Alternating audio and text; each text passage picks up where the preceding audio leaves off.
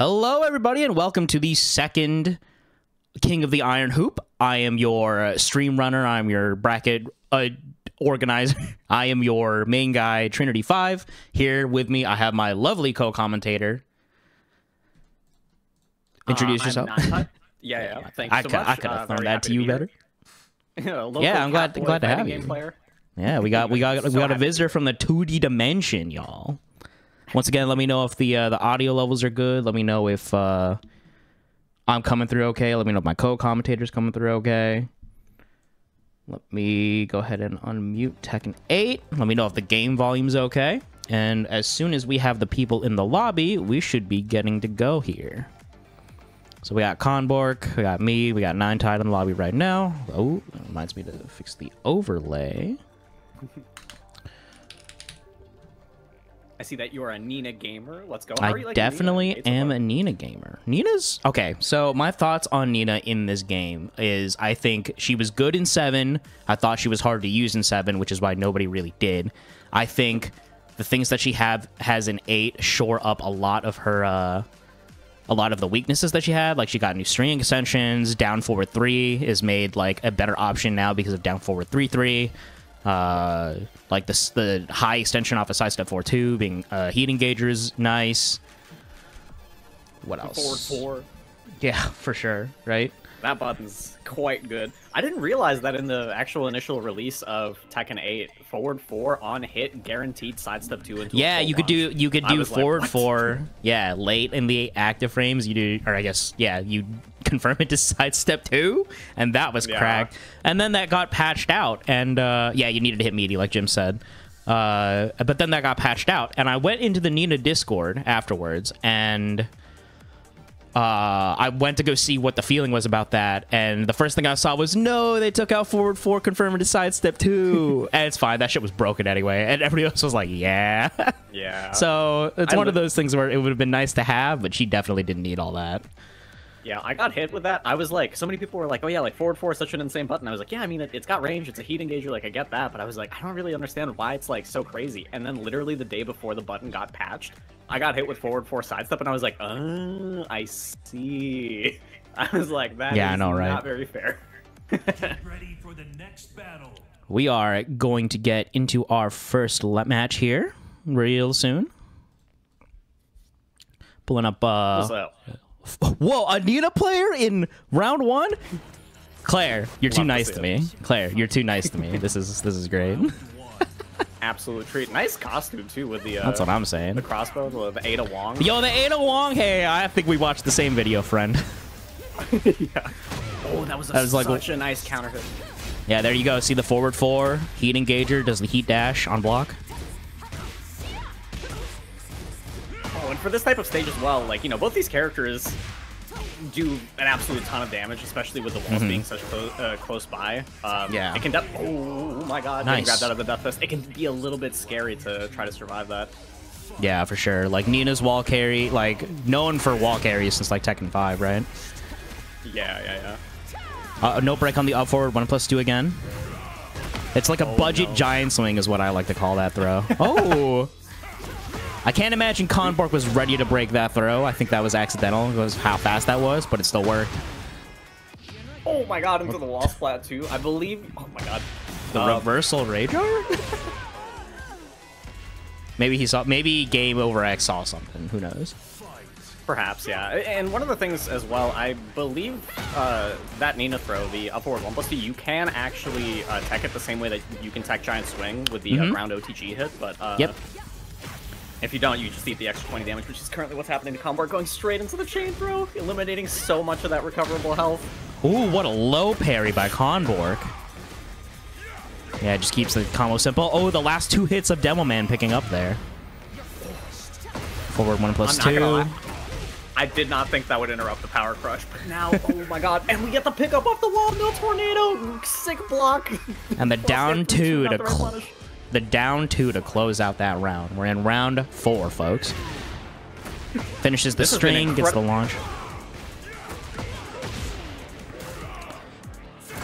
Oh, okay. Incredibly scrappy match so far. Oh, there's the down back 1+2. I-11 heat engager by Nina, by the way. Is that the one that also destroys the recoverable health? Oh no, that's a different move. Never mind. I think, yeah. Oh, we're going to chain throw again. Well, this might kill. Okay, he's on a pixel. He's on a pixel. And the second hit of down 3-2 to close out. Whoop. Looks like Nine Tide's audio crash. We're going to go ahead and just keep going on here. Hopefully he'll be back soon. But that's a game for Nina. Game for Game Over X. This is a first to 2 bracket until first to 3. Oh, the forward 1+2. It's a power crush and a heat engager. You love to see it. The counter hit quarter circle forward 3. It's a counter hit launcher. One of Nina's like few good moves at range. Very visible at range, but also like an option that kind of goes by the wayside a lot. Good throw by Conbork. And the sidestep 1 to close out the round. Hello, hello. Hello, hello. Welcome back. There we go. My Okado occasionally crashes. Apologies for that. No worries, no worries. Yeah, 4-1+2 into the wall, doing a ton of untechable damage.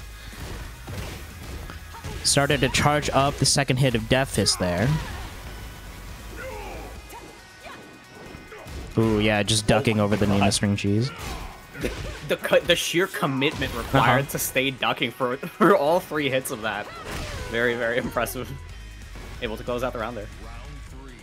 It's always so scary to duck in Nina's face as well, because she just has such a plethora of, like, good tools to be able to punish you for that. And beautiful punish on the down 2-2 as well. Oh my god. Just reversals the heat burst. Whiffs the Ivory Cutter. Oh, they whiffs the Death Fist in return. It gets launched for it. The combo is dropped. Yeah. Throws. Oh my god. And the chunky, quick Death Fist to close out. And this has just been belligerence between these two players. Absolutely. The counter hit standing 4. Yeah, there's no tech on that grab. Second hit of down 2-2. I think that's -12. No punish by Conbork. That's a new addition in Tekken 8. They added a... she used to have down 2-3. Now it's down 2-2. It used to be a low-high. Now it's a low-mid. Right, yeah. Both players in heat. Just 2 bros in heat. And they're trying to smash. And Conbork closes out with a quick tap. We are tied up in games here. It's interesting watching this type of match as well, especially between like Paul and Nina, because you'll see like Nina's gonna hit some like pokes on you. She'll do like 40% of your health and like 6 hits. She's got like the frame advantage, and then Paul hits with Death Fist once at the wall, and you're like, oh, 70% of my life bar is gone. Oh, okay. Oh, beautiful counter hit on the QCF. I looked away to check Discord, and I looked back, and JayFlip's health is just gone.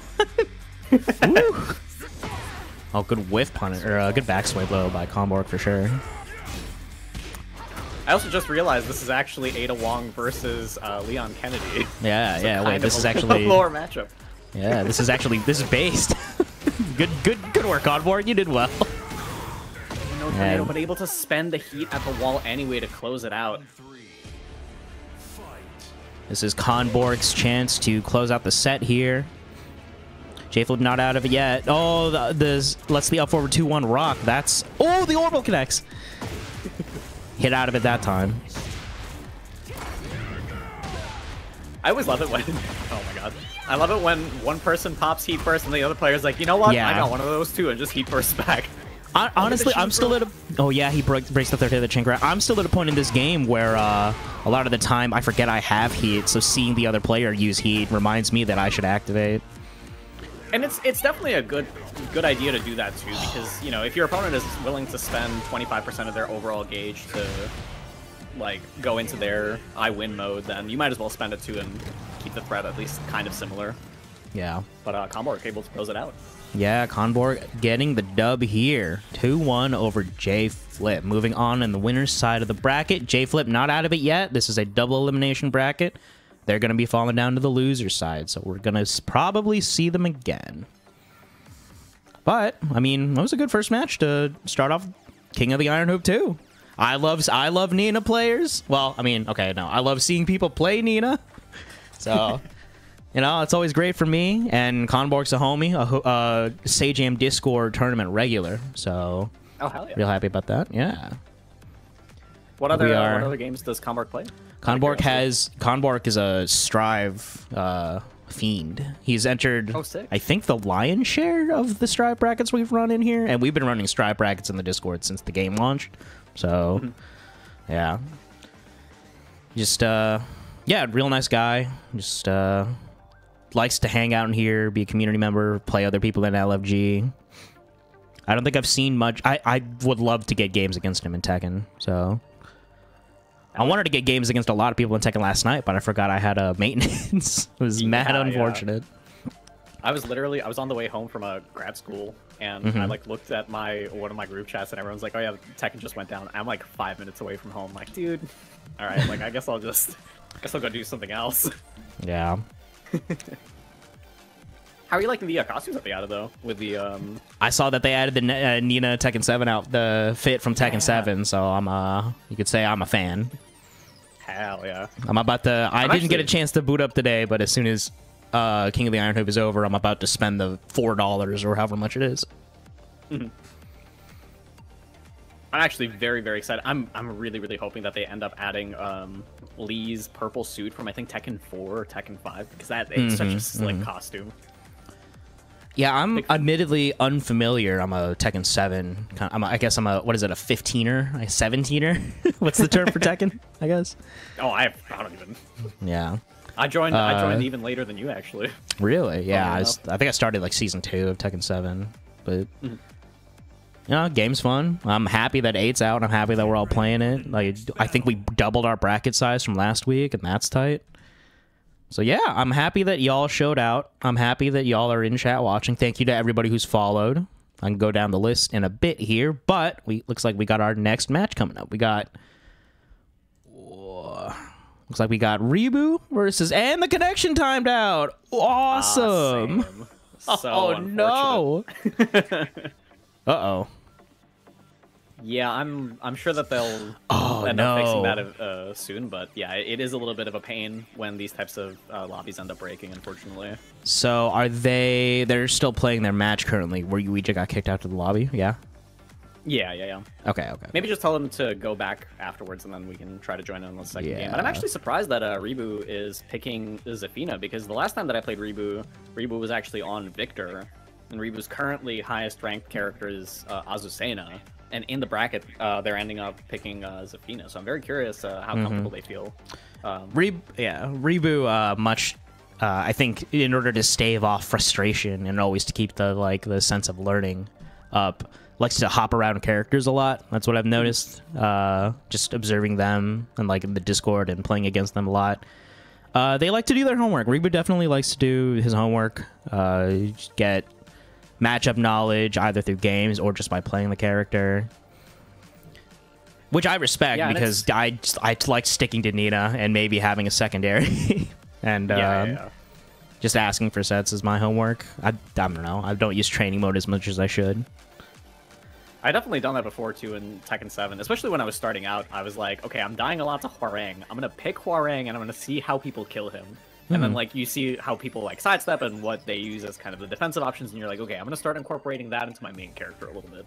So it's definitely a good way to learn if you have the time to actually commit to learning that character a little bit, because you do get a lot more familiar with them overall, but it does come at a cost of, I've definitely done this before, where I'll be playing Lee, and then I'll just, do a combo from Noctis or from Negan, and I'm like, wait, this is not right.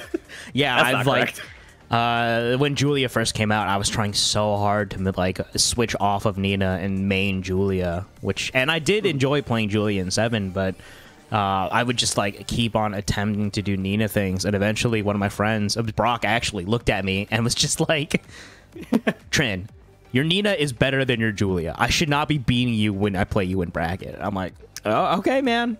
All right, and that's kind of what solidified the decision to stay with Nina was, I performed better. I still liked playing the character. I just think Julia is cool too. But Julia, I think, requires a lot more heart, because I don't have it in me to do hop kicks all the time. Yeah, that's fair. And Julia is also one of those characters that's I don't know if you've watched like John Ding specifically play Mm-hmm. Julia, but it's really interesting because a lot of like high level Julias will make you respect forward one first, Yeah. and then start incorporating their mix ups. And John Ding kind of plays the opposite. He knows that you're already scared of forward one. He doesn't have to make you be scared of it. He can just like run his mix, and then as soon as you start disrespecting it, that's when he starts to reincorporate that move. Yeah, and that's one of those things that you It makes really it very hard to deal with. start to pick up in high-level Tekken. Like, John Ding has been playing for so long, and he's such a well-rounded player that he's able to do those sorts of things. Meanwhile, he's on, like, level 5. I'm still over here on, like, level 1, level 2. So, like, it's something to aspire to strive to become, for sure. And, like... Yeah.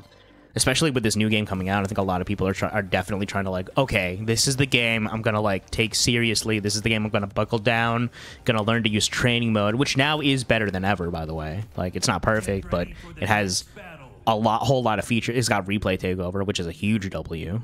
Oh my god, yeah. It's got the frame data in there. It's got almost everything you could want. It's just that setting up situations is a little hard right now. Yeah, like, get it, like... I believe it's still really hard to set up the situations where people are, like, grounded as well, where you're trying to, like, run some Oki on them, and the connection timed out for me again. Cool. Cool. You hate to see I it. think I'm gonna go ahead and remake this lobby. After I think these players are still getting ready for their match, I'm gonna go ahead and remake this lobby after they finish up here. That's fine. That's fine. Unfortunately, sorry Ribu, sorry Kami, your match isn't going to be on stream because Harada hates us. No, not a whole lot we can do. But Don't ask me for shit. no, yeah, I mean, I'm please have good lobbies, Please? please. Functional? It's still so kind of, you know, this is like a super minor complaint to me, but it's so absurd to me that it doesn't keep track of your wins the same way that Tekken 7 did. Like, why? Literally, why? Yeah. It was working great. But how about you? How's your Tekken 8 journey been going since the game Actually, came this out? is the first. I've been having a phenomenal time. The first couple weeks were definitely a little bit rough, just in general. Just because it's, you know, new game, first year of Tekken, first month of Tekken. It's like a little hard to like figure out what's happening. Azucena's running in my face, clapping her hands and just being like pendejo and just like killing me. But Nobody's had time to after figure out every any of the defense to the string she's yet. We've really got to... People are just trying to run their offense and run it straight without any deviation. You got to, like, learn how to deal with it. And there's a lot of, like... I personally wasn't sure how big of a fan I would be of the heat system initially. And playing in the closed network test, I had a good time with the heat system, but I was still a little bit like, I don't know, I'm still kind of on the fence. But after playing the game for, like, a month or two more... I definitely came around to the system because I do think that while Heat Burst and Heat Smash is probably a little bit overtuned for some characters, I do think that it's a really interesting system in terms of the dynamics. Like, because in Tekken 7, the stuff like the rage drives and stuff like that, the comeback mechanics, I wasn't a really big fan of because, you know, you're kind of being punished for playing the game well, Right. And, like, you know, killing your opponent to some degree. All And of not a that that's, like, sudden- super big gripe, but. Yeah. All of a sudden, the opponent's enraged, and you have to worry about, like, their fast low that will then lead to a combo that'll put them right back into the fight, or... Yeah. It's like they end their combo with a rage drive, and then you're in a situation where, like, I had so much health. What the hell? This kill? Yeah, like Link Xiaoyu goes into back turn, and you're like, all right, I guess I'm guessing for my life, and even if I block the low, she's still like -6, so it doesn't really even matter if I block it. Yeah. But in this game, it's definitely I like it a lot more because like if your opponent goes into their heat, you can just be like, okay, me too though. Like I got one of those buttons too, my man. But it looks like Ribu getting the win over Kami with 2 straight. So I'm gonna go ahead and remake the lobby before anything else. Yeah, sounds good. Let me just Because don't want more connection issues. Just telling my bracket runner. How are you feeling about the heat system overall? So I do personally have some gripes about it. I don't want to turn this into a stream where it's me complaining about the heat system. I don't think it's that bad, admittedly. I think but my problems with it are the camera cuts to zoom in on the characters. I'm like not really a fan of. I think it's a pause button that doesn't really need to exist. And it also does like a fisheye effect, which I'm like, I find it a little disorienting. Yeah, it's a little disorienting. It's a little strange, for sure. I will say though, it is a little bit funny. Like when Lee hits his heat burst, it like zooms in and he already has a rose out from somewhere, and he just bashes you over the head with both hands. And you're like, okay, that's cool.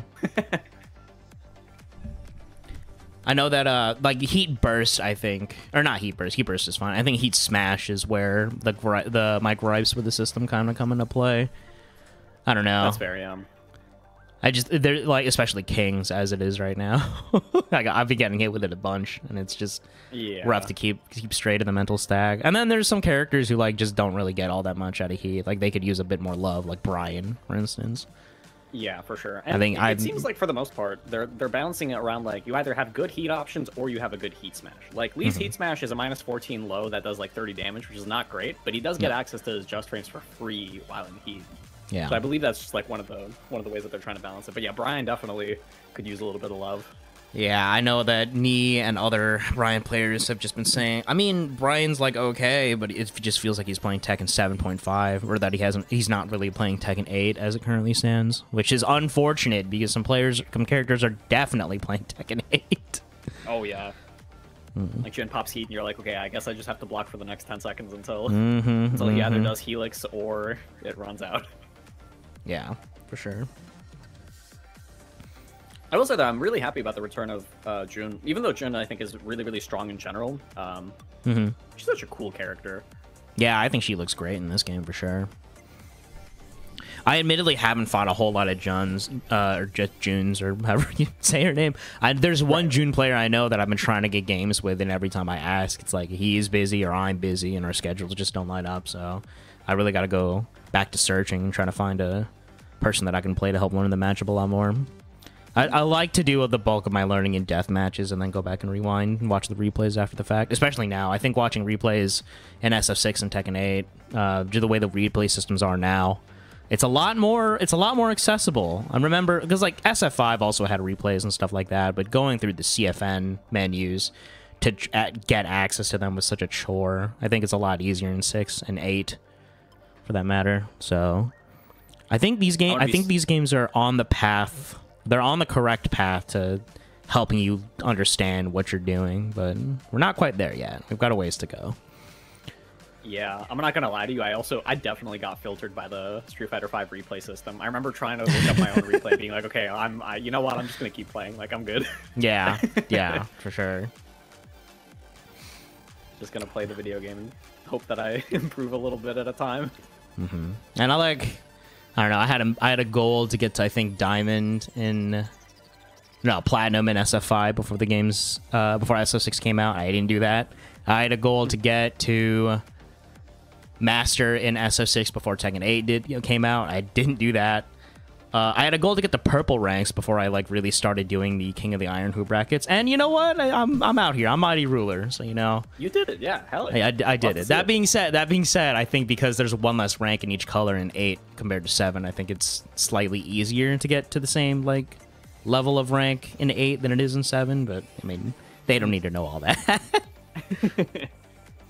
Yeah, the rank system is also definitely a lot more forgiving too, because of the fact that if you demote, your next promotion takes you a third of the way through the rank anyway. It's kind of not really an incentive to try to claw your way back from low points in the rank when you can just win one and then skyrocket past where you were initially anyway. But that's not a bad thing necessarily either, I think. Especially as the grind gets a little bit harder towards Blues and Bushin and Kishin and Tekken King, because you definitely do need a lot more points than you did in 7 to be able to rank up.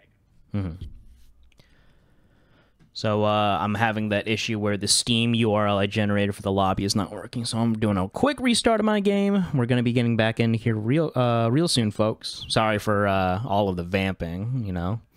Trying to do our best with what Harada has given us. But, I mean, I like talking to you, Nine Tide, so I'm having a great time. I'm having a phenomenal time. Yeah, I really appreciate you having me here as well. And the last bracket was so much fun to play in as well. It was really cool. Where did my co-commentator go? There we go. Did I disappear? Oh, you disappear when I click on a Tekken 8 when it's moved onto the other monitor. So I will just not do that. There's still some kinks I got to iron out with the stream setup, but you know what? I'm doing okay. Thriving. Okay. Yeah. Maybe not, but I'm definitely surviving. Okay. Creating the session. Let me just grab this as well. All right, here you go. Sent you the new lobby link. Sent Claire the new lobby link. So hopefully we're getting the next player on in here. Sounds good. Let me just plug that in real quick. Oh, it's actually... Oh, no, never mind. I was wrong. Yeah, let me know if that works it's the for same you. Link. It is. I think it is. Yeah. Okay, cool. We in there. I wonder what causes the session to break. I don't know. I think it's just like... I think, standpoint. honestly, yeah. Maybe like just a hitch in the networking causes a loop to fail or something like that. So... Yeah, I mean, your guess is as good as mine, honestly. All I know is if a connection issue happens, it's probably best that you restart the game just to get the lobby back up and running. Yeah, I believe that's actually the TNS rule set as well, where they'll just say like, okay, yeah, like the connections look fine, just restart, see what happens. Okay, so we weren't able to get Ribu on before because of the technical difficulties, but we have him again for round 3, and we are going to be getting Bandito on here with King. Let me do that, Sean. Okay. Now, King, one of the villains of this game for sure, but I was saying, not exactly a hero either. Not a hero, I think. Definitely, like, still antagonist here, but I can't. I think King is definitely the big bad of this first anime arc, without a doubt. Definitely got some super strong options for sure. I don't have to pull. I'm sure I don't have to pull up the multitude of Lily Pichu tweets complaining about King, and all the other tweets from the Tekken 8 community at large. I love Lily Pichu's tweets where she's like, you know what? I actually hate King, and I believe that he's carried. And it's like, you might as well have been playing Tekken 7 from day one. Yeah, it's like she's just like me for real, honestly. Yeah. But all right, we're getting into the Paris stage, which I personally really like. I think that the stage is actually really, really nice in terms of the wall carry for a lot of the characters. Oh my god, and the belligerence begins. Forward, forward, neutral 2. A tool that actually got buffed in Tekken 8 to be -13 instead of -14. Oh, you see Ribu doing a Zafina move to low crush, whatever the option Bandito did. And now you're just harassing him with Zafina pressure. Gets the launch.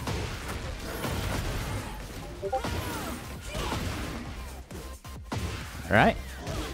Yeah, just, Ooh, and the first slow-mo of the night! It's gonna be going to Bandito for the round. Yeah, hits him low. What's up, Roderick? Oh, yeah, good hit. The raw transition into Tarantula in neutral, I like that energy. Yeah. I don't know. I don't know how much time Ribu's been able to put into Zafina, but I mean, like, he's red, so maybe it's a few games. And Zafina's definitely... Oh my god. Zafina's quite good in this game, too, I think. One of the only real problems that she has... And Rage Art. One of the only real problems that she has, I think, is just the fact that she does a fair amount of self-damage to herself. A lot of her BNBs use Azazel moves, and so she ends up doing, like, anywhere between 30 and 45 recoverable damage to herself. And against characters like Nina, who are able to delete recoverable life pretty quickly, you're kind of just doing more damage to yourself than you are to your opponent. Yeah, unfortunately, Ribu did not take the giant swing, so he took full damage there. But gets a grab in return on his end.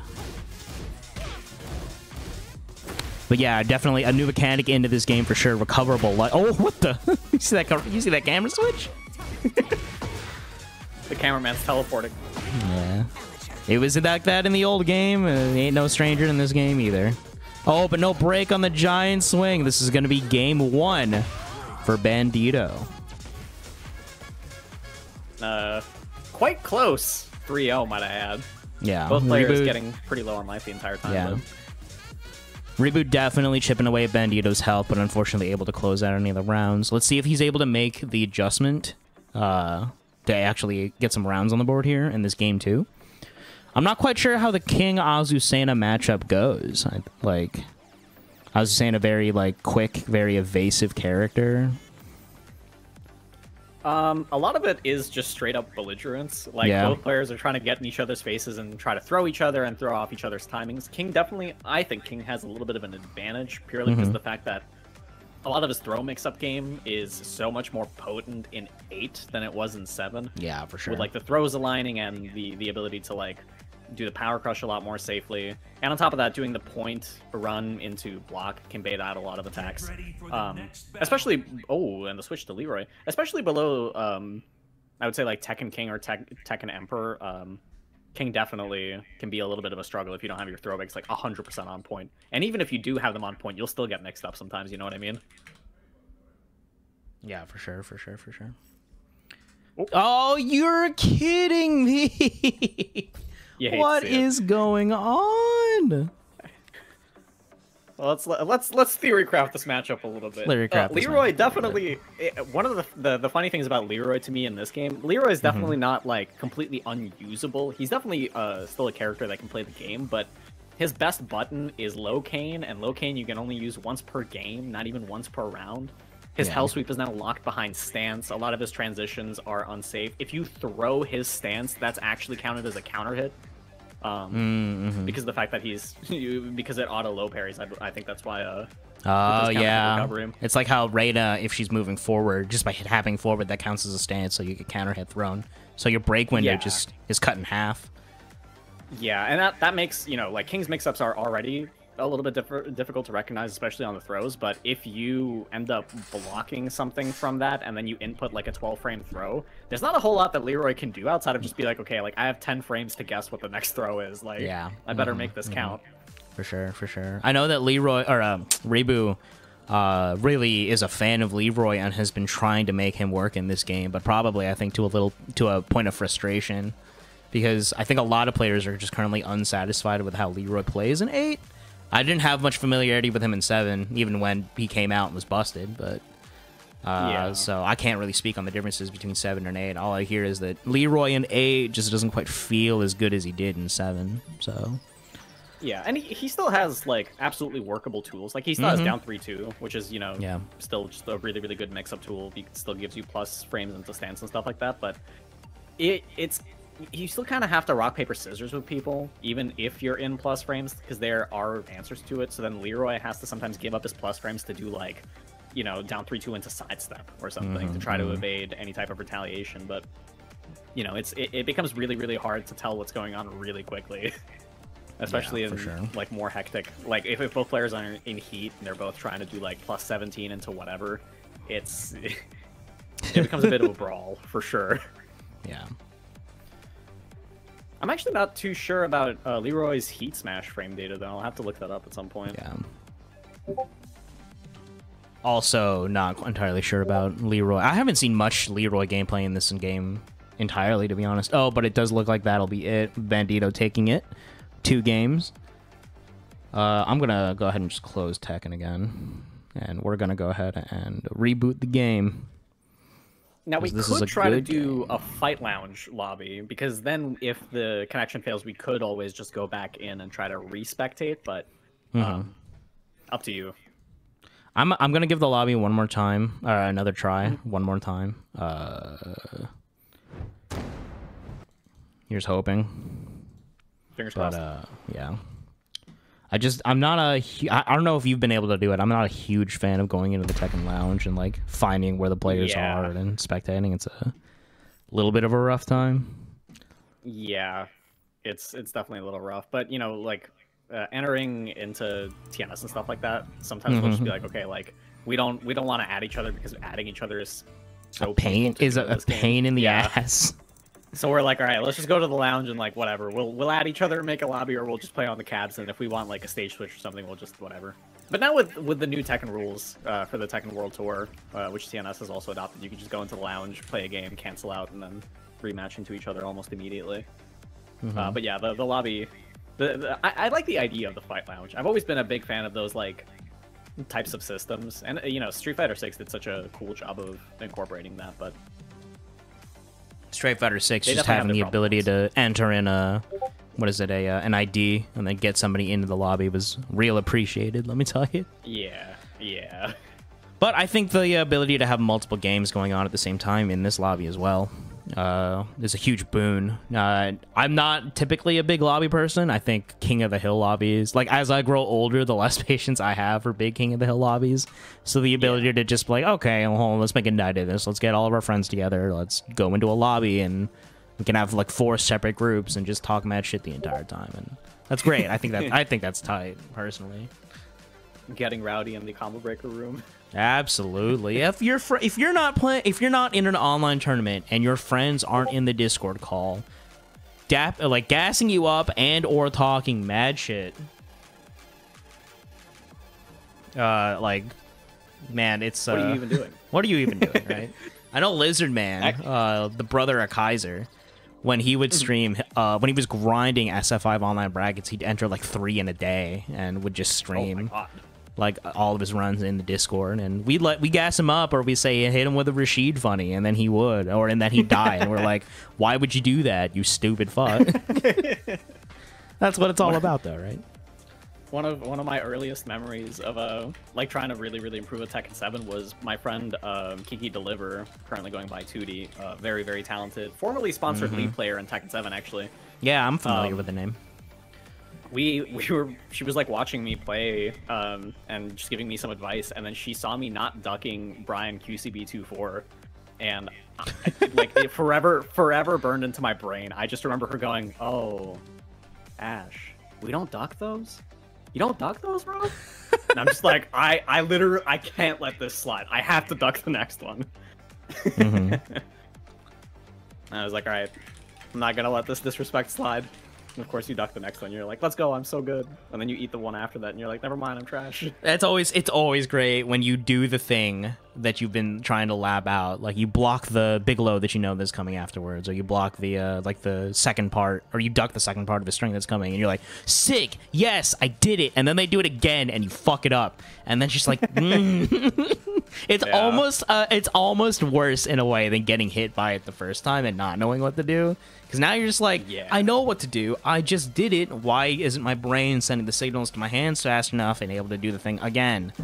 Please. Or like you'll hallucinate the wrong punish for it. You'll duck like the Yoshi down forward 1 string where he goes into the spinning high after. I think it's like down forward 1, back 1 or something like that. And you know you don't have a whole lot of frames afterwards to try to hit him. So like I'll try to do like up forward 4 after it, which is I-15. I'll get like counter hit by the mid after. I'm like, oh yeah, like I should probably just do like wall stand 3 or something instead. Yeah, I know, right? Keep it chill. Yeah, definitely. Like, I mean, I'm still in the phase where I'm trying to punish everything that I can with jabs and then work my way up from there. Because I mean, like, you can start to try to get a feel for the more minus things are, but just keep it safe. Like, I'm definitely just in that mindset right now of, okay, I'm not quite sure how minus the string is. Let me jab. Okay, cool, it punished. All right, let me see if I can do back 1 now. Nope. All right, back to jabbing. Well, like, just gradually working the knowledge, see what I can do. Like, I think failing to punish it correctly is helping me do a better job of internalizing it than like going into punishment training, figuring out the right punish, and then trying to pull that off in a match. I think I mean, it's really just repetition at the end of the day, right? Like, you have to get your reps in. Not to mention the fact that like some of the string changes as well, like a Ling back 4, I think it's back 4-1 now. It used to be back 4-4. It used to be mid high. I played against the P-Ling in bracket, and I could not stop ducking it. Like, the second mid would always just clip me into a wall spot. I'm like, dude, like, I literally know, but it's like 4 years of muscle memory that I'm like fighting against. Yeah, that's the thing about this game is, I mean, I'm sure that they've been doing this for every Tekken, like, since the start, but a lot of moves in this game just have slightly different inputs now. Like, Nina Ray Hands used to be down forward 1+2. Now that's the universal Rage Art input, so Ray Hands is just 1+2. Like, some of the string cheese she has is just on completely different inputs now, so it's like it definitely takes some time to break out of the muscle memory, for sure. I don't know if there have been times where there have been times where I like go to do a Tekken 7 combo, and instead of getting the tornado, I get the spin in the air that then just lets them they just land grounded. I'm like, fuck, that's right, this combo doesn't work. Or like, I gotta do the different input to get the different kind of tornado so that this works now. Yeah. I don't know if you've played against any Jack players lately, but in the first month or like the first week of Tekken 8 coming out, it was so incredibly funny getting like oh shoot, I never gave you the lobby link. Whoops. Oh yeah, no, all good, all good. But like going up against a Jack player and they'll do like something that knocks down into seed planner, but they'll do down forward 1+2 and then just like get rage art, and you're like, I know exactly what you tried to do, and I know why it doesn't work, but I'm still taking the punish. Like, no handouts. Thanks for waiting, E. Appreciate you, homie. Okay, we should be good to start now. Now, E, a very, very good player. Very, very strong for sure. Claudio, also no slouch in this game either. I think at the start people were like, oh, like, I don't know, like, they're definitely overshadowed by some other characters, but Claudio, definitely, some of the buffs to his tools, like forward, 4, being -1 on block now, obviously doesn't knock down anymore, but still quite an annoying tool to deal with. You have to just, like, make sure that you don't get frustrated by his pokes, and you can just kind of let him run his running offense for the most part, and just kind of block it out, chill out, but... You know, when you get that like 1 or 2 good reads, and you're able to either dunk it or launch while running 2 or something like that, definitely changes the flow of the matchup. Oh, just as I say that, immediate while running 2 straight forward. And we got E versus Magilla Gorilla here. And the Victor combo under rock. Also, I gotta say, I love the Omni-Man custom. I think that that is really funny. Omni-Man custom, definitely great for sure. I think Eve said he was unsatisfied with the hair option, so now he just kind of looks like Adam Driver.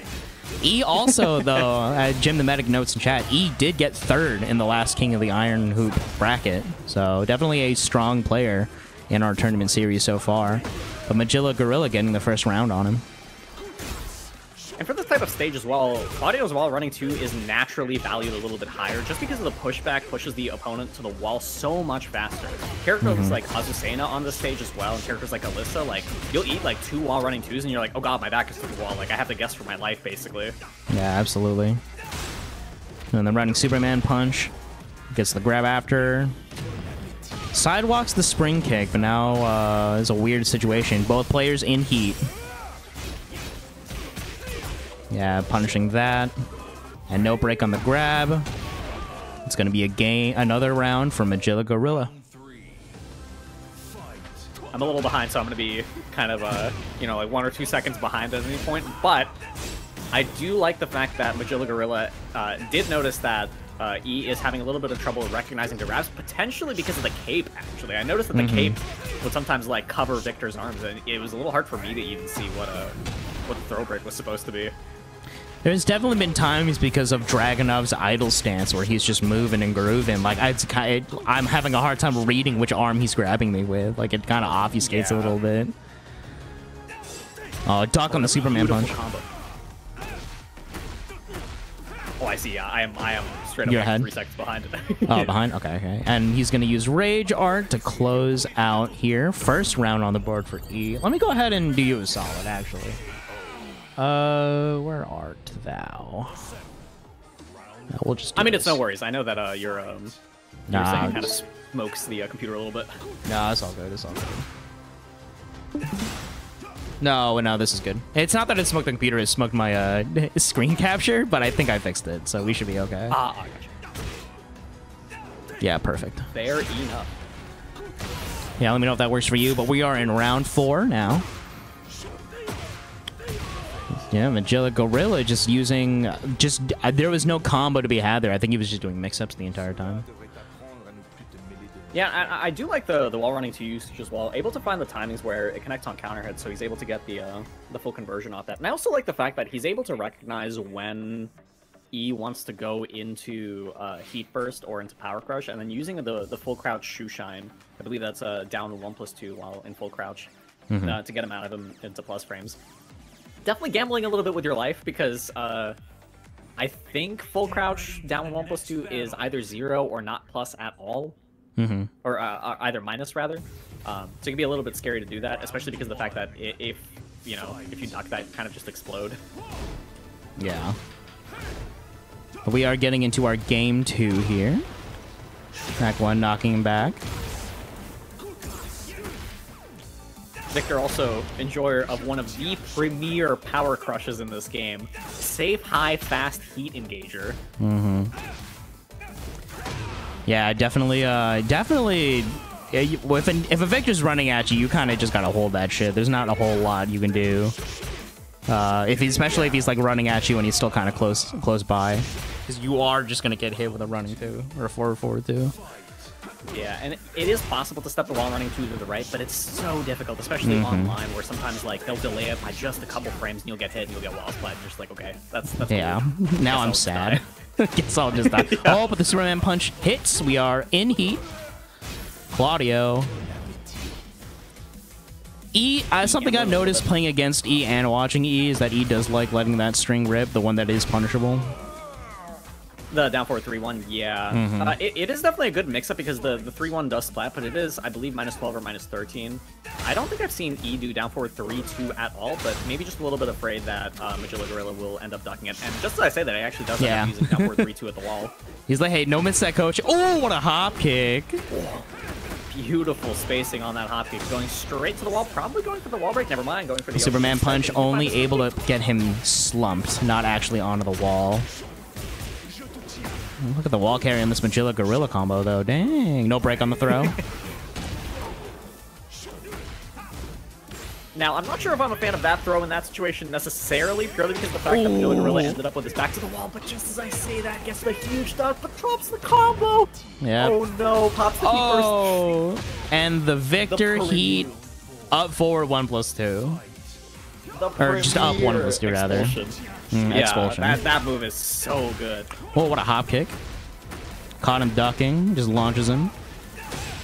Superman punch. We're at the wall. Spring kick. Oh, it doesn't punish it, though. Now, I like what E is doing with the movement, but it is a little bit scary to try to step to the right, especially when this type of stuff is happening. It's so hard to step on. Oki and Magilla Gorilla able to close out game 2. E doing not doing a bad job at running offense when he had the chance to, but Magilla Gorilla just putting that running 2 into play, switching up with grabs every so often. Yeah, like he landed a lot of grabs in that set, and I think that was ultimately like something that kind of frazzled E a little bit. Yeah, and especially in the face of characters like Victor and characters like Steve, where they have like stance offense that transitions into other stances, and like the options are kind of ambiguous, and like yes, you can recognize that this is a mid-high and you can duck it, but like maybe they can follow up with a mid-mid instead. It can be a little bit difficult to just like relax for a second and be like, okay, like yes, I'm taking some chip damage, but none of the lows that he has are gonna launch me necessarily, so if I eat 1 or 2 of them, that's fine, and if he ends up doing something that's punishable, then I can kind of try to take my turn back from there. Like, yes, Tekken 8 is definitely very, very belligerent as a game. Like, you definitely want to be in their face, doing your offense, doing as much of your stuff as possible, and dealing with theirs as little as possible. But it can, you know, it's definitely a little bit scary to just, like, stay and block. But sometimes that's just what you gotta do, especially in the face of those stance transitions.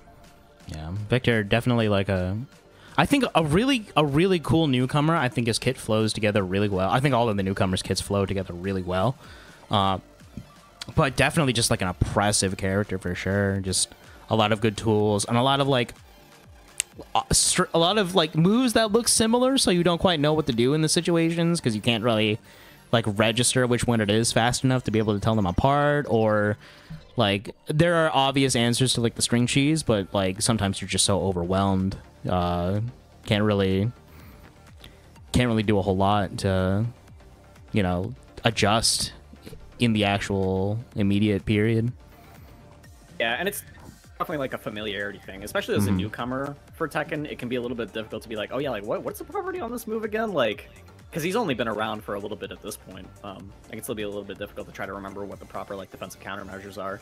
And, you know, especially in the first year of Tekken games, like, everybody's just kind of swinging, nobody really knows what's happening, you're just kind of, like, doing your thing. Because the defense does take a fair amount of time to develop, especially with the heat system, which just enables the offense to be so much more aggressive and threatening. But we are going to get our first match of top 8 here. We're grabbing Jim the Medic, and we saw one game earlier, Bandito. So once Bandito hops into the lobby, we're going to be able to get the match going. Now, Jim the Medic, very strong Nina player, definitely gave me a run for my money when we played our first of 10, I think like a week ago. Definitely very familiar with the character. Jim's a nerd. I said it last week. Jim's a nerd. And who did Bandito play? If you remember off. Bandito played King in the one game that we've seen from them. So yeah, Nina versus King. But I mean, both characters with chain throws, both characters with strong throw tools, with insane. Well, I think King's might be a little better, but good power crush heat engagers. Yeah. And you know, some of the tools, like one of the things that I think can definitely help the King matchup in general is just making sure that you have a good wall stand 13 frame punish. I think if your wall stand 13 frame punish knocks down, or, you know, for Nina, deletes recoverable health or something like that, like, it definitely helps a lot. Yes, forward, neutral 2 is steppable, but sometimes you'll sidestep into something like a throw and you're like, oh god, like, it's a little bit difficult to recognize because you made a prior decision to make the step. Yeah. The momentum is definitely very, very important in this matchup as well. If Nina can suffocate King, and King will definitely have like a hard time trying to get Nina off him, but... The immediate wipe the floor. And there it is, the heat engager.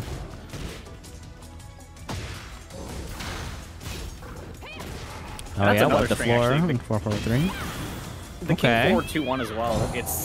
Like, you're so tempted to duck it all the time, but he does have the forward 2 down 1 extension, which does launch on natural hit. Oh, what a punish by Jim. Was that a punish back minus I-12 on that little back kick there? Oh, what a wall standing 2. And Jim going for the combo. Doesn't get the third hit of the down forward 3-2-4 to get the wall splat, but we keep it moving. No tech on this grab though. Oh, rolling death cradle, RDC. No, I managed to break out. If that were me, oh, what a wipe the floor. If that were me, I would just be mashing 2 in that situation. Yeah. Ideally, you're trying to break a chicken wing in the first place, but yeah, like once you get there, I'm definitely mashing 2. I am not eating an RDC tonight. I'm not trying to, like, I'll take the damage of the other throw. That's fine. But the mental victory of getting the RDC, I can't let you have that satisfaction. There's no way in hell. Back 1-4. Side step 4-2. Yeah. Oh, and follows it up with a power crush. Oh, good duck by Bandito on the grab. Spending the heat for +5. No duck on the back 1-2. Bandito fighting back with a 4-4. No stupid GameStop trade! Down forward 3-3 to just hit him grounded. Good duck by Jim the Medic. Insane. And that'll be game 1. What a sick read. And that was just a collection of sick reads from Jim the Medic, actually. Jim in general, seemingly very, very familiar with the King matchup. I'm sure that he's faced his fair share of Kings in Tekken 8 so far. Oh. Very, very well played. What's interesting, actually, is Bandito did that earlier when we were watching him as well, actually, where he would do jab, jab, and then a mid. So, like, just as you recognize, you know, like, the reaction time and stuff like that, after those 20 frames, you're like, okay, like, he's going to do a jab again, I'm going to duck, and then you get hit by the mid. Yeah. But Jim the Medic actually staying calm there, making sure that, like, yes, he ate the hop kick the first time, but then the second time he was able to just stand there, not be too scared. Like, it's just a jab, not that big of a deal. +1 in my face. You know, we survived. Like you said, staying calm. Something to note, just watching Jim and comparing it to my own play, is that Jim is a much more patient player than I am. When I'm playing Nina, my APM, I think my pace is a lot higher overall. Jim, I think, content to just kind of sit back and just use Nina's good tools and not, like, overuse them to the point that the mix-ups become a little familiar, you know? Like, wipe the floor into the guaranteed damage. Yeah, what's up? I like the fact that Jim is going for the optimal there. Going for the down back 2 into the micro dash, down forward 3-2. That combo does so much damage, and with the wall travel as well, Nina, she needs that to be able to take advantage of the momentum. And just Bandito, as I say that, like... Yeah. Bandito swinging into the second heart of back 1-4. That's a trade to end the round, but we're going to round 2 here. Heat engager. Once again, the same situation. Oh, and he goes into the down back 2 route. Ending it with an ivory cutter to get Oki.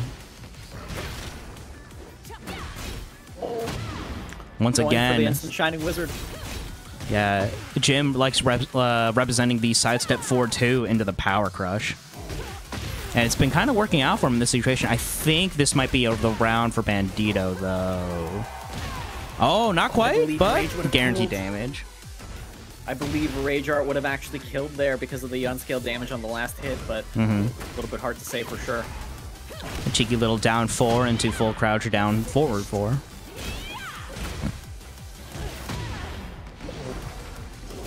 Ooh, the hop kick, it's blocked, but no punish.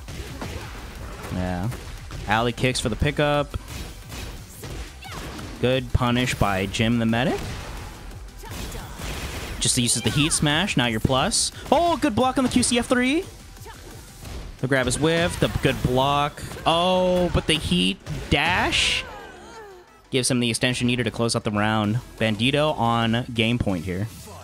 And Jim the Medic taking so many good reads. Just as I say that, gets the good read round start, getting the orbital off, but just at the end, you know, king forward 2-1 into plus frame, so difficult to deal with, especially when you're, oh my god, the Atlas Hammer. The Atlas Hammer connects. Just let that rock. While standing 1 into the 4, blocks the follow-up. Good block by Jim, but now, yeah, good punish. Yeah, side step forward 2, good block, good patience by Bandito, but you get hit by the power crush. Yeah, interrupts the move. Oh, no tech on that grab. Heat smash for plus frames. And the wall standing 1 ties it up in rounds. Jim the Medic on match point now. Good it's so interesting. Oh, God. It's so interesting because up until the rounds that Bandito won, up until Jim the Medic lost, he was 100% winning. It was just like 1 or 2 mistakes. You get thrown one time, you get connected with the wall, or like you get hit with forward 2-1 into heat dash, and just like suddenly 70% of your There's the heat smash. It does so much damage. Good down back 1+2. Heat engager. Try to even up the life lead here. Yeah, using the plus frames from running 1+2, but you whiff the charge, and that'll be it. Tied up, Bandito. Such a minor mistake there as well. If had Jim the Medic gotten the tornado off, perhaps like one of the 1 or 2 hit tornado moves, I believe Rage Art in that situation would have 100% killed. But unfortunately, it can be a little bit hard, especially in a new game, to remember like, oh yeah, like I can bound people at the wall in those types of like stressful, low health situations. Jim the Medic though, not out yet. Yeah, not out. Some adjustments. Yeah, I mean, this is a purple rank versus a green rank. Now, I know Jim's not necessarily a ranked player, but... Get ready for the next battle. Green rank, smiley face. Yeah, green rank, smiley face. Yeah. I'm going to go ahead and... I don't know how you feel about the stage, but I love the music on this one. I think the music's pretty great. I think that, personally, Tekken 7's Dojo, I think I like the song more on that stage, but, I mean, this one's no slouch for sure. Oh, the Geese Howard one, you mean? No. The like the Mishima Dojo in 7, which I think this stage is pretty comparable to. Just we say that the first round immediately going to Bandito. Quick first round by Bandito for sure. Let's see if he's. I think he's just varying up timing on strings. Yeah, good block under the wall standing 2. Oh, good pun. Jim tried to punish it with the wall standing 2. No dice. Guaranteed damage after the wipe before there. Sidestep 1+2, -9 there. Yeah, starting to run more than Nina. Yeah, and the sidestep 4 to close out. Tied up in round count here. It can be a little bit difficult for... I did notice that Jim the Medic, when he was fighting against the alley kicks as well, the last hit of that is -15. Yeah. And the forward 2-3 is currently doing a lot of work, but we're leaving so much damage on the table. Good little use of shut up there to get the heat engager, and just goes with the easy throw with the 1+2 break route. Gets the Oki after it, ends up with a 4-4-3 to close out. Bandito, immediate grab, and we're in the chain throw. And King's Bridge, the highest damage option off of that chain throw. 1+2 break can be a little bit scary to do. Half-life immediately gone. Going into full crouch, whipping wall stand 2 into back 1-2. This was a 3 grab round. Yeah. This was technically 3 grab starters. Is what this was. King whiff into mash is always so funny to me because I'm like, oh yeah, okay, no, like... no tech on the giant swing. You better tech this though. No, he does not. Jim, what are you doing? Why aren't you mashing one there? You know better. Yeah, that'll be... yeah, and that'll be it. Just kind of cracked in these last 2 rounds. Bandito taking it. Close set overall. Absolutely, yeah. It can be so hard to kind of take the momentum back from there, but like the giant swing does like 1/3 of the health. Then you get hit by Shining Wizard once. That's another like 1/4 of your health, and then you get hit by the 4/4 3+4 from King, and you're like, oh god, I literally have 10 health left. Mm-hmm. It'd be really, really scary to like you like miss one block, and you're like, ah, I see, I'm just dead now. There we go. But yeah, that was our... That'll be our first match out of top. Hey, did Carlos and Hedwyn play? Hold on. Someone's in trouble. Did 2 players in top 8 just play their match? Hang on. Ooh. Bro, I'm gonna tell the principal.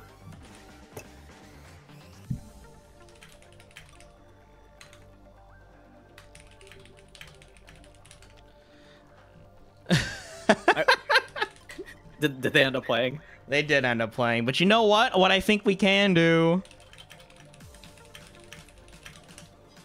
What I think we can do, what I'm going to try to do is just... I'm just going to pull up the replays. I think... Workable. We can make that work. I'm down, hell yeah.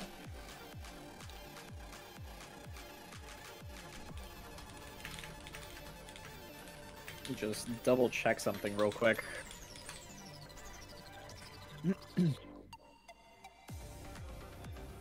Playing against King and Tekken 8 is so incredibly stressful, though. Mm-hmm. The tracking on the throws is a little annoying for sure. Whereas beforehand in Tekken 8, like a lot of times you would have to like earn your throws, where you would have to realign with either a single wave dash into a giant swing or instant Shining Wizard or something like that. I believe in this game they just said it is true that in Tekken 7 it was very, very hard to actually throw players at a top level, purely because of the fact that all the throws were pretty easily reactable, and there was no such thing as like a counter hit grab necessarily. Mm-hmm. Yes, if you grab a power crush, it was still guaranteed, but in the context of Tekken 8, they definitely powered it up. I think because of the fact that throws just were like, even commentators would call it out and be like, "Oh my god, like I can't believe he got thrown there, no break on the whatever." Yeah, for sure.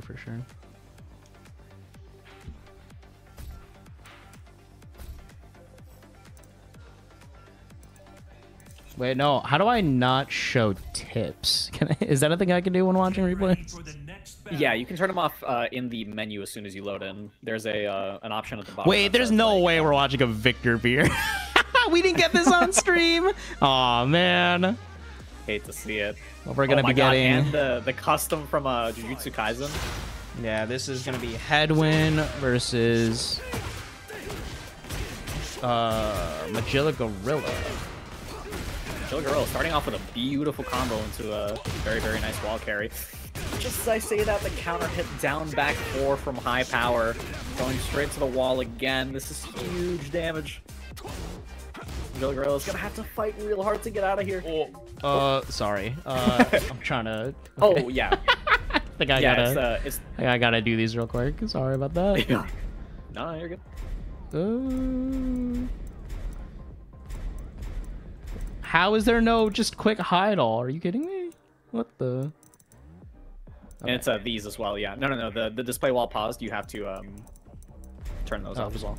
Oh my, yeah. Good golly gosh. Those are the punishment techniques and stuff like that. Gotcha. All right, we're back into it now.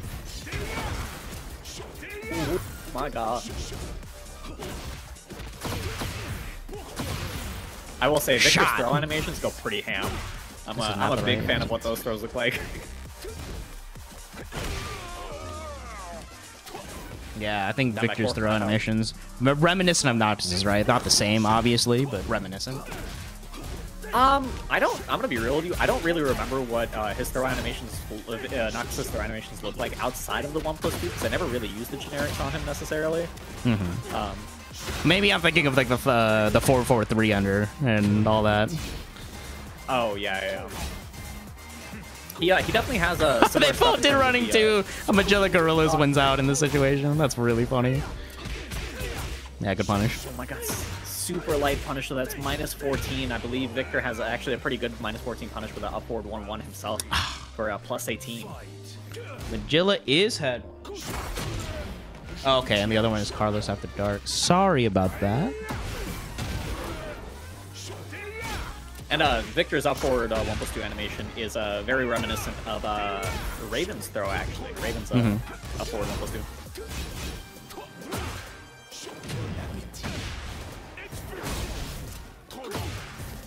Oh my god, the gunshot. Blood thought we were fighting. We are not. Takes out the gun. Oh, yeah. Power Crush just straight armoring through while running to Magilla Gorilla, having enough life and recognizing that he can play around with that as an actual resource. Beautiful combo. What's for Oki? Up forward 1+2, getting the 1+2 throw. Does put his own back a little bit to the wall. Or rather, moves high power away from the wall a little bit.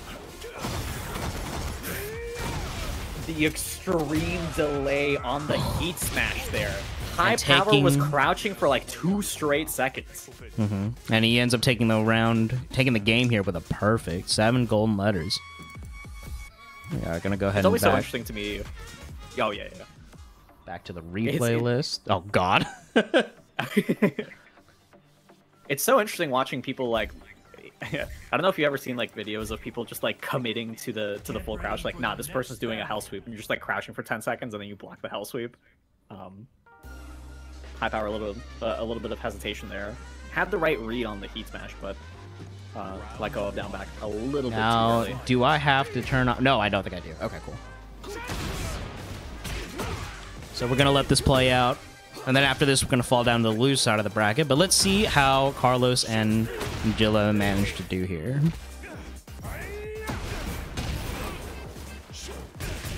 Now Magilla very much favoring the upward 1+2 throw in general. High power so far not finding the correct break on it. Oh no punish.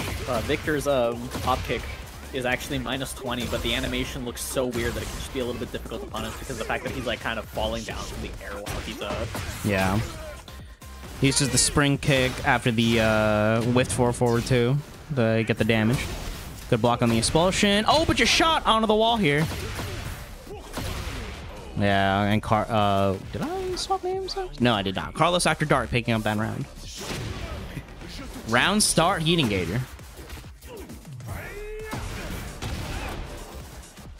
High power saying, I got one of those too.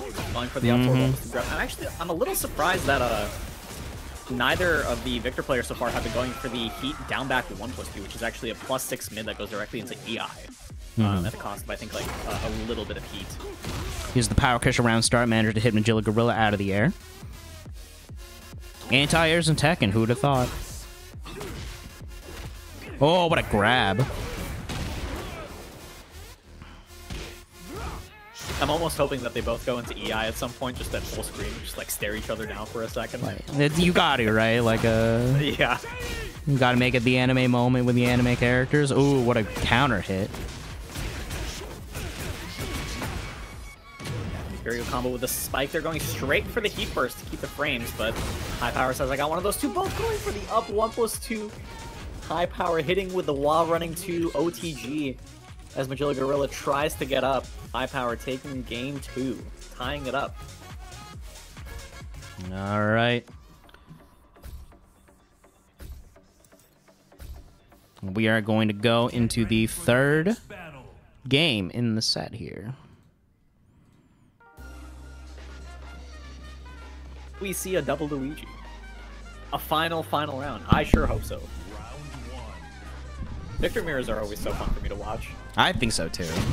I think mirrors and Tekken are fun to watch in general. I know some other people don't have the same opinion, but I just like seeing like what the difference in expression, like what these people, what the players like to do with their character.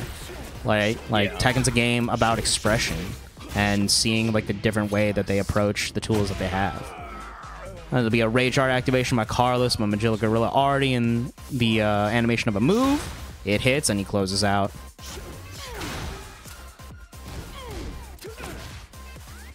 punish on the -14 again. Up forward 1-1 can be a little bit difficult to recognize and punish, but it's so key to making sure that the... Whoa, the chop! Oh my what god! the hell? There's no way, dude. That was wild. Sick. That's forbidden tech? Are you serious? Yeah, the heat dash to get the plus range to push it back into the corner here. Yeah. Get him onto the wall. That was a perfect. That's a 31-second perfect. I'll give the props. Up forward into immediate while standing is definitely a gangster move. Yeah. Power crush in return. Push him back to mid-screen with the heat engager. Oh, never mind. I got one of those too. Yes, sir. Good bro. Oh my god. Yes. That's so what I like to see. Now, I like the choice. I like the choice to go for the throw there because it does put Carlos's back to the wall, able to close it out with a 2-2 after with the chip damage.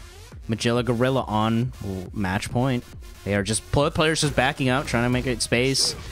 Carlos making the first move with a whip rage, power crush, lands it that time. Expulsion hitting ground. Like, oh my god, his health! Oh my god. Double Luigi. Final round. You know what? It was a good decision to watch the replay back on stream. This is sick. Do you think there's someone sitting on their shoulder being like, "Hey, you should do the power crush"? Yeah, it's each other. They're in this. They're actually in the same room. God, thank you, Jim. I'll need that, Jim. Can you DM that to me, actually? Thank you. Magilla Gorilla running out of life, running out of options, but not running out of heat. Both players going. Oh, these bunch of whiffs! No punish. Oh, good duck. Oh, no punish, though. And the grab to close out CarlosAfterDark, taking it over Magilla Gorilla in a close set. I am reeling back in my chair at what I just witnessed. That was really insanity. That was really good. That was so sick to watch. Oh. It's like both these people teleporting around. Resize the window and it fucked something up a little bit. All right, now we're good. I forgot to mention, by the way, we were on the stage with the good song, and real happy about that. True. That trumpet goes pretty hard, not gonna lie. Big fan. Yeah, I'm a big fan. I think Ribu and I are, above similar minds that that might be our favorite song on the track. The OST in general. Alright, but we are going back and getting a lobby. The screen share is working well enough for you, right? Yeah, it's working perfect. Okay, for cool. me. So then I will, I'm just gonna go ahead and throw the lobby to my stream runner. I don't know. Okay. Seeing both players up 1+2 at the same time, and forward 1+2 at the same time. Sick. So sick. That's exactly what I want to see in these types of brackets for sure. But yeah, I'm still also not even over the jump into the wall stand. I'm not either, which is why I went ahead and had somebody clip it. That's gonna go in the highlight reel. First Strive, C-Mal managed to make a little like cult montage of hype moments and make a small little music video he would play before we officially kicked off the bracket, and I'm trying to do the same with our own tournament series here. Like make my own little small little like 15-second AMV, you know how it is. Brush up on some editing skills. Top 10. Absolutely. Now, I was actually, I don't know if you've ever watched Christian the Lee. Shoutouts to Christian. Very, very talented Lee player that's been playing, I think, since like Tekken 6. But he has setups where he'll do like half of his wall combo into jump back, full crouch HMS, and then try to like bait out a spring kick into HMS 2. And like those types of setups are always so funny to see because like they still work if you have a good read and like you're playing against someone who spring kicks pretty consistently. Like if you're playing against Kaiser or something like that, I believe he hit Kaiser with that a couple times. Get ready for the next battle. It's just so sick to see that being used. Yeah, for sure. But we are going to go ahead and get E back up on the sticks here versus another King player. We got Zoracle, I believe, is what the name is. Once again, chat, if you're in here, let me know if the audio sounds okay. Let me know if, you know, the game audio balance is good. And let's get into it. Oh my god, immediate counter hit forward, neutral 2 into pressure. Now it's a setup that E has actually done a couple times where he does back 1, and if you try to jab him, up forward 4 will actually connect and crush the jab. That'll launch for a full combo, but Zoracle able to recognize that, not mash too much. Able to get the launch, and closing out round 1.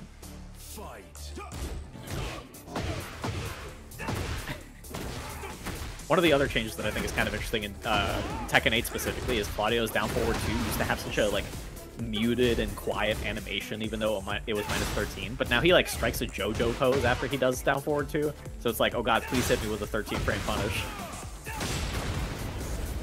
Oh god, the wall running 2, breaking the wall, using up the bound. Will we go to the Waftons? I believe we will. Oh, never mind. Unfortunately, dropping the combo into the full crouch, down forward 2 from the King for the launch.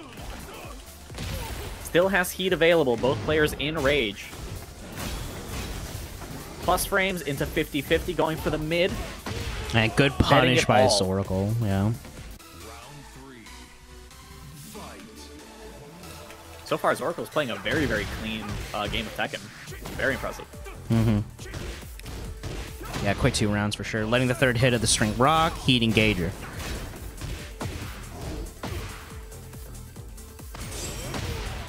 Oh my god, doing it again. So far, Zoracle's understanding of the wall running 2 placement has been really, really good. Mm-hmm. Shining Wizard. Oh god. Yeah, you just kind of let him take the time to stand back up, and then he was able to get the running power crush. That'll be a first, or that'll be a game 1 to Zoracle. I like how the scoreboard says Omni-Man parentheses real, by the way. Yeah. I'm a big fan of that. Yes, sir. You know, sometimes like we're not dealing with no fake Omni-Man. We're dealing with J.K. Simmons himself. You know. Actually, haven't even seen that series yet. Have you seen it? Do you like it? I think it's pretty okay, but I haven't seen all of season 1 yet either. I just know like the big memes, the big moments. Something that I have to go ahead and wrap up.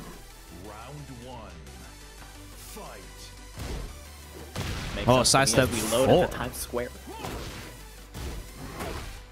Oh yeah, the hop knee by King. Good old Times Square. Yo, I was just here yesterday. I was grabbing ramen, like at that building that you can see in the background. Oh yeah? Yeah, my office is actually right next to this, right next to Times Square. So, seeing the little like yeah, seeing these little risers here is a little taste of home. Yeah, it just lets the arrow rock. Mans is a Quincy, and that'll be round 1 to E. The Claudio gun. One of the tools that I think I haven't really seen personally when I've been playing against other Claudios. Sometimes you just gotta let shit rock because they look cool, not because they're good, you know? Absolutely. I'm a Lee player. The need to stunt is incredibly strong. Just lets him stand up after the knowing that the wall would fuck up any like further combo that he would do in the situation. Gets the 3 hits of the alley kick off. His second hit of the string gets interrupted by King, and that'll be the round for Zoracle. Now, I believe after the third alley kick, you do actually get a guaranteed follow-up, if I'm not mistaken. But Zoracle not opting for it. Opting to go for the frames instead. Doing the little 7 hit string there, the hop kick.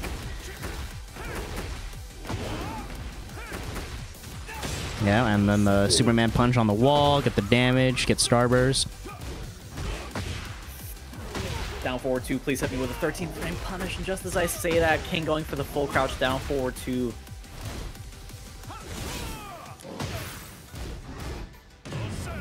Heat engager. Oh, it whiffed! That's the heat smash. Gets the mix up afterwards. Just backs off, but this will take the round. And Zoracle on match point. Incredibly patient play from Zoracle there, recognizing that E is actually in heat, going for the run and blocking after. A little funny trade there. Try to get something like a grab afterwards, but ran under him instead.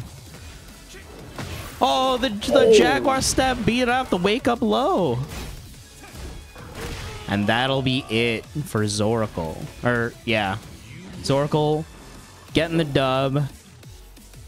But everybody, give it up for E, making top 8 in both of the King of the Iron Hoop brackets we've had so far. Hope to see you again next week, man. Always a pleasure. Shout out to you. Yeah, Cool shout outs to E for sure.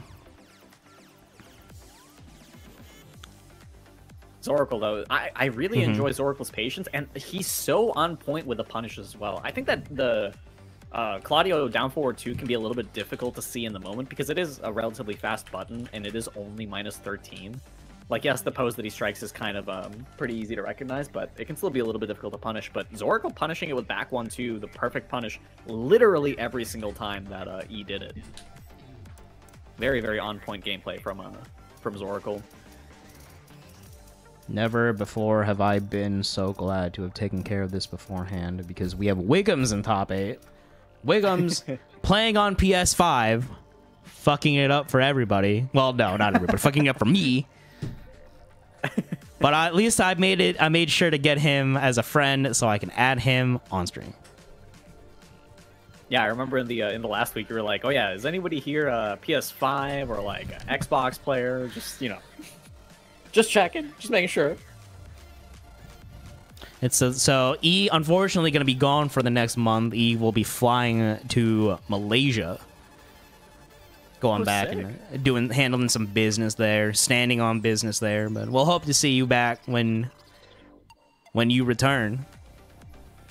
Please understand that I'm not entirely interested in having people from Malaysia enter bracket, which is why there's an NA and a Canada limitation for King of the Iron Hoop. But You saying you don't want Malaysian Wi-Fi? listen, no, he knows better than to play on Wi-Fi, but maybe circumstances would force him to. I don't know. I don't know if you've seen actually, but occasionally Tekken will actually recognize wired connections as Wi-Fi. That was actually one of the issues that happened in TNS a couple times, where people were like, "No, like I'm literally like, here's a picture of my computer connected with an Ethernet cable." People being like, "Okay, well, like if the connection's fine, then try it out." There was definitely Not entirely sure how that works, but there was a night like a few days ago where I just had like 5 declined matches in a row. I'm wondering if that was what was going on my end. Because I mean, I'm running like a 100-foot Ethernet cable from the downstairs of my apartment up into my room. So, granted, 100 feet is like 75 feet too long, but you know. I mean, listen, might as well have it and not use it than not have it and need it, right? I was so happy when I moved into here and I was trying to get like internet set up because I'm like, man, how am I gonna? And then I opened up one of my boxes and I just saw the biggest spool of cable looking back at me. I'm like, hell yeah. It's like, thank you, past me. Thank you, past me, for being absurd and buying a cable that I don't need. When did you move into your new place, if you don't mind me asking? So, I moved to this current spot in Queens in April of last year, and we're going to re-sign the lease. So, I'm going to be here for another year. And because I'm here for another year, you can see that I've started to do some redecorating a little bit. I think if you check the VOD last week, I didn't have any of this all set up over here. You can't see it, but I'm referring to it on the stream. And this is part of the reason over here why I was scrambling to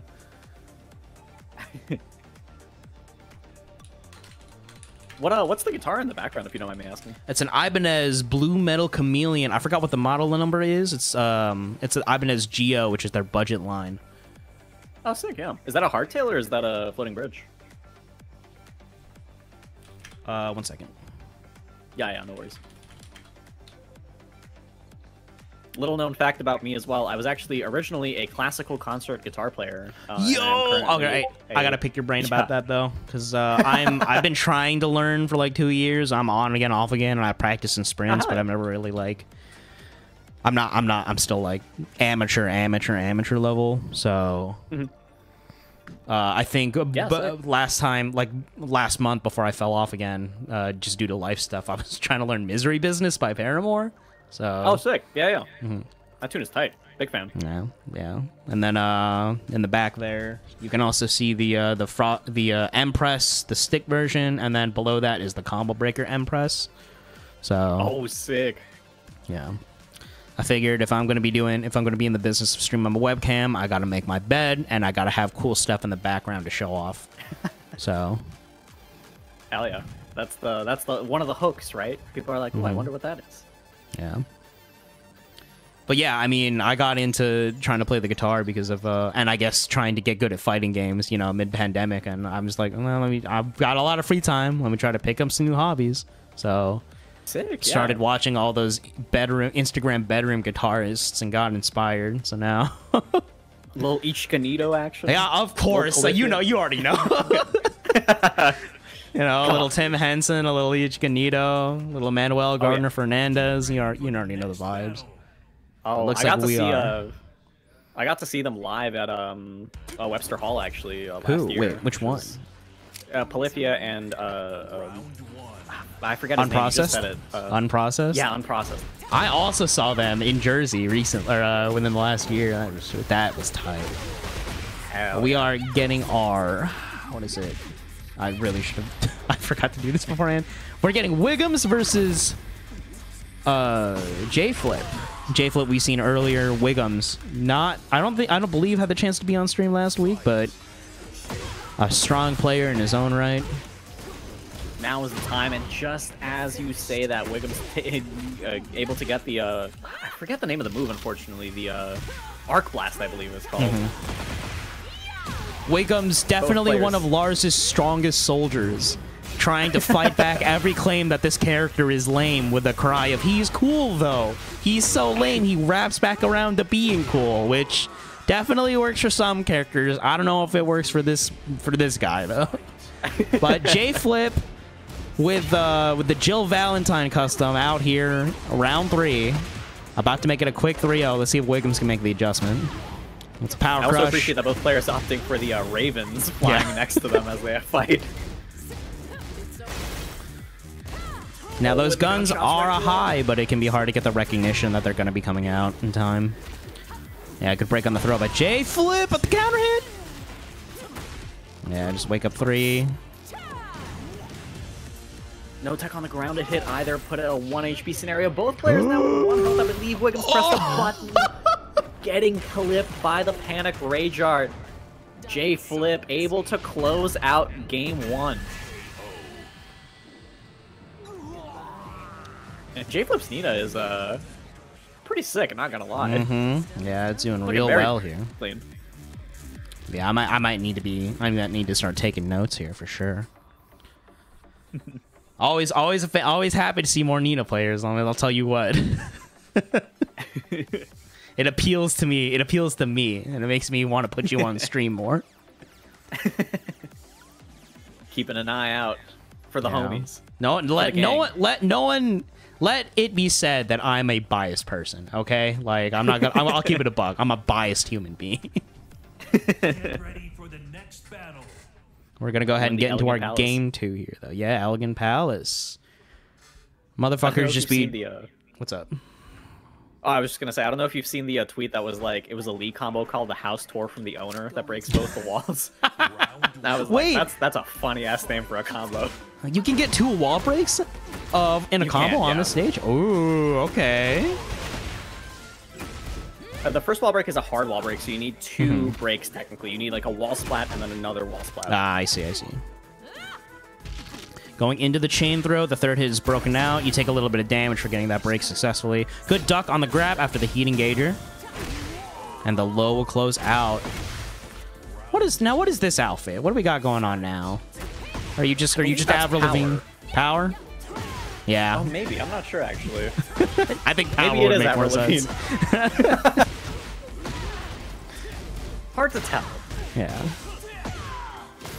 Now you're just running Lars offense. JayFlip is 1 tap. And the Power Crush will take it. Tied up in rounds in this game 2. Beyblade, let her rip. Unfortunately, that move is actually launch punishable. Wiggumz taking a very, very light punish in that situation, but getting pushed to the wall. Nina offense continuing into the chain throws. The classic down forward 3-2 into chain throw string. Or sequence, rather. Yeah, doing the side step 1 pressure into the guns. Forward 1+2 to put him on the wall. Ooh, but the... Oh, this should kill. Come on, Wiggumz. You have rage! All good, all good. We closed that. We closed it out. We pulled it together. There's so many times in this tournament so far where it's like, I believe rage kills here, and then we just go for like a combo enter to the wall. I'm like, okay, well, one more situation for the mix. Good punish on the power crush by Wiggumz. I believe Wiggumz also did still have heat burst available if you wanted to stabilize the combo right after. Oh, and that'll be the orbital. This should close out here. Oh, but the wall makes it funky. Oh, no tech on the budget giant swing. He hits the wall. That's max damage, and we're going to the chain grab. Good break. Oh my god. Yeah. And okay. the down two connects. I had a Can we little bit of talk about trouble. the fact- Yeah. Sorry. No, finish your thought. I had a little bit of trouble parsing what was going on there. The Lars startup animation. JayFlip had exactly 1 health, and that grab actually gave him enough health back so that Wiggum's next attack did not end the round and take the game. It's definitely the recoverable down life two coming in on the wall. so clutch. Yeah, definitely something that a lot of especially older Tekken players are having a hard time adjusting to is thinking that a player's health is like 1 hit away from death, and then getting the hit and then being confused. Like, right, there's rally in this game. Oh, but the move that Wiggumz does is not enough to kill, and the Rage Art will absorb the hit and get him the game. That'll be 2-0 to JayFlip. Does that move even do any damage? I'm actually not entirely sure. It felt like JayFlip literally had like 3 health, and when I saw when I was looking at the health bar, the health only went down by like 1 point. That is insanity. I give it up for Wiggumz in the chat, y'all. Hoop Cup regular, or not Hoop Cup regular, but Discord regular. Glad to see you. Glad that you made it out. You put up a good fight for sure. But you're going to be going home tonight, going to sleep tonight, and we're going to be moving on into our losers round 2 matches for top 8. Love to see it. Yeah. I will say, I do think that Lars in Heat is definitely pretty cool because he does get access to... I'm not sure what the input is, but like the little dash that he does forward, where it's like +6 into whatever. Whatever he feels like doing. I think that's definitely a pretty interesting addition, and definitely something that he probably needed overall, just because he had a bit of a hard time kind of running offense on people. It was very, very easy to just like sidestep right, block, and then blow up most of his options out of send. Alright, just taking the time to organize our bracket here and get set up. We are going to be getting... what do you know? Another Nina player. Another Nina versus King match. We're getting Jim the Medic versus... Oh, wait! Zoracle is Oracle. Wait, I know this person. I completely... Like offhand, or like... Yeah, like, they've been around. I've played them before. Definitely just forgot that they were on my friends list. So, it's good to see... It's good to see Oracle back in the... entering the Discord brackets again. Back in the saddle. We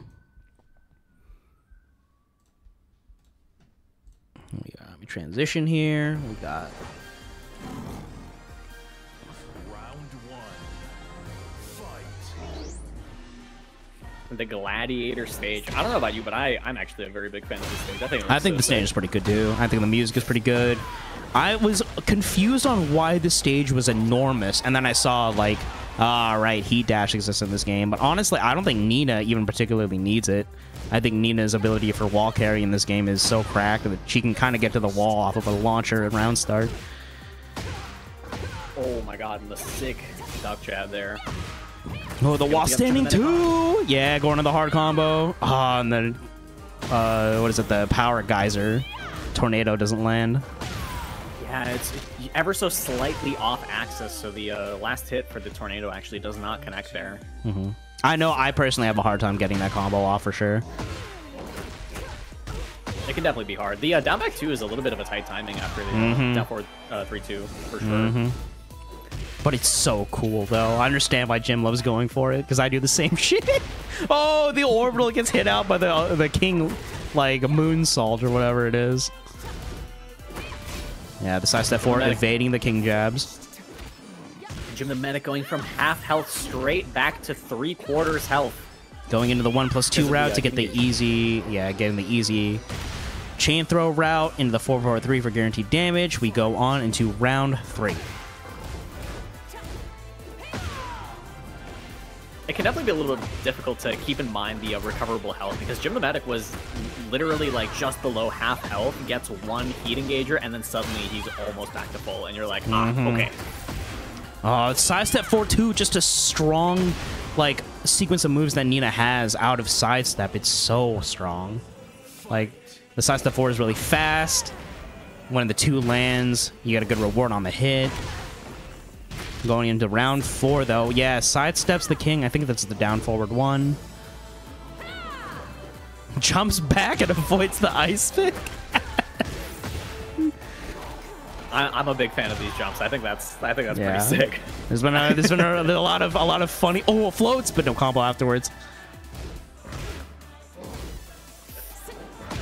Oh, the forward 4 into the sidestep gets whiff punished.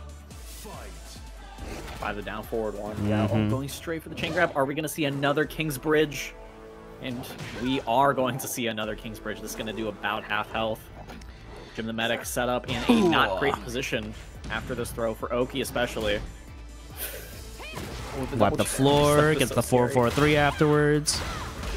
Yeah, minus 14 after that power crush. Plus 5 after this one. Yeah. No punish on the full crouch down forward 2 either. Oh. The up forward 1+2. Closing it out for Zoracle. Now, one of the things that I really like about what Jim the Medic is doing is actually the usage of, I believe it's forward 2-3, or forward, the Punisher that, back Nina 1-4? Oh, sorry, you're right. It is back 1-4, yes. Yeah. Though where she does the little, like, the spinning back chop into the upward kick, right? Yeah. I was thinking of Bob's move, which is forward 2-3, and it looks pretty identical to that. But yeah, that move has, I believe it's not that minus, but let me double check that real quick. Get ready for the next battle. Jim is playing through top 8, dodging tornadoes for the lore. I'm assuming that means that Jim is in a place where the weather is not kind to him right now. Fingers crossed nothing bad happens. Yeah. Hopefully the weather clears up soon. But I do really like Jim the Medic's usage of the back 1 and the back 1-4 in general. The second hit being a counter hit launcher. The string itself is only, I think, minus 12 or minus 12. 12 on block, yeah. Gets the sidestep 1+2 into the shut up. The quarter circle forward 2. And that'll be a down back 3 to take it. Whoa, there are actual tornadoes touching down? Eesh. Uh-oh. It's a little scary. Yeah, all right. Fingers crossed he's all right, well, good. now you better win so you have a good story, right? Yeah, the sidestep 4-2 on counter hit puts him onto the wall. The budget giant swing to close out. It lands on the wall doing max damage. I can't believe that connected with a wall. That did not yeah, look like it was gonna connect there. That throw definitely has a history of like, will it, won't it hit the wall? On sidewalls, it's especially weird. Zoracle just like chopping at the angles here. Grabs him out of the sidestep transition from down 3-2, down forward 3-2. And this should be, yeah, hood perfect. Good on my end.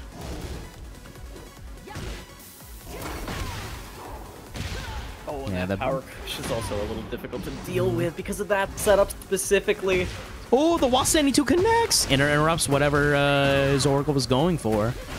Yeah, it keeps it simple. It does the easy combo, gets the wall burst. Oh, but the distance scaling from the combo makes it so that the down forward 3-2 doesn't connect. King Heat Smash, the great equalizer. Oh, and there's no tech on this giant swing. Blue Spark for extra damage, and I believe that's dead regardless of if you tech or not. This is Jim's last chance here. Zoracle is on match point. Ooh, blocks, but no punish. That does leave King grounded, so it's a little weird that evaded the forward 3. The wall standing 3 hits him out of the air. I don't think that's what he wanted, but it's what he got. Floats him out of the air. Yeah, I think tried to go for the down back 2 route. Just got back sway instead. This should be close to it. Woo! Going for the unblockable there. That's crazy. Ah! Oh my god. Flying up through the air. The people's elbow closing it out for Zorgo. Jim the medic. Oh no! Eliminated from the tournament. What a call out. People's elbow. That was sick. What the hell? That was absolute insanity. I will say, though, I believe in that prior situation, Zorko could have actually closed it out a little bit early if he had ended up spending the heat burst into the dash, because afterwards you still get the wall combo in that situation. And because the opponent's back is to the wall, it's definitely, you know, you reduce the chance of them being able to make any kind of comeback from that. But very difficult to recognize in the moment. Heat's definitely a bit of a tough system to recognize and remember, like, oh yeah, like I can actually use this for travel or like for extra damage, etc.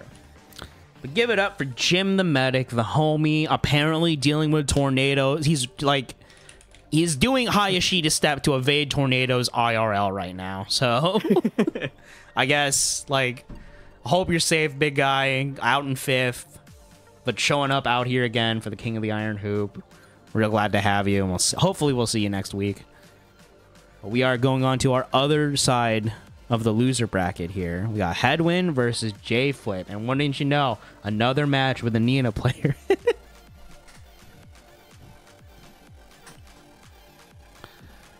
I'm actually curious why JayFlip has been not picking the Dragunov in these situations. Dragunov is definitely, you know, he goes eeee, and then he's in your face at +6, and you're like, okay, well. That's true. That's true.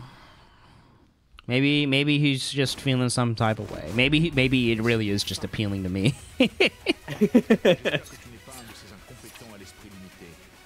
For the commentator, for the homie. Jin Valentine, is that Abraham Lincoln? I'm not entirely sure. It's G from SF5, you know. Good on my end.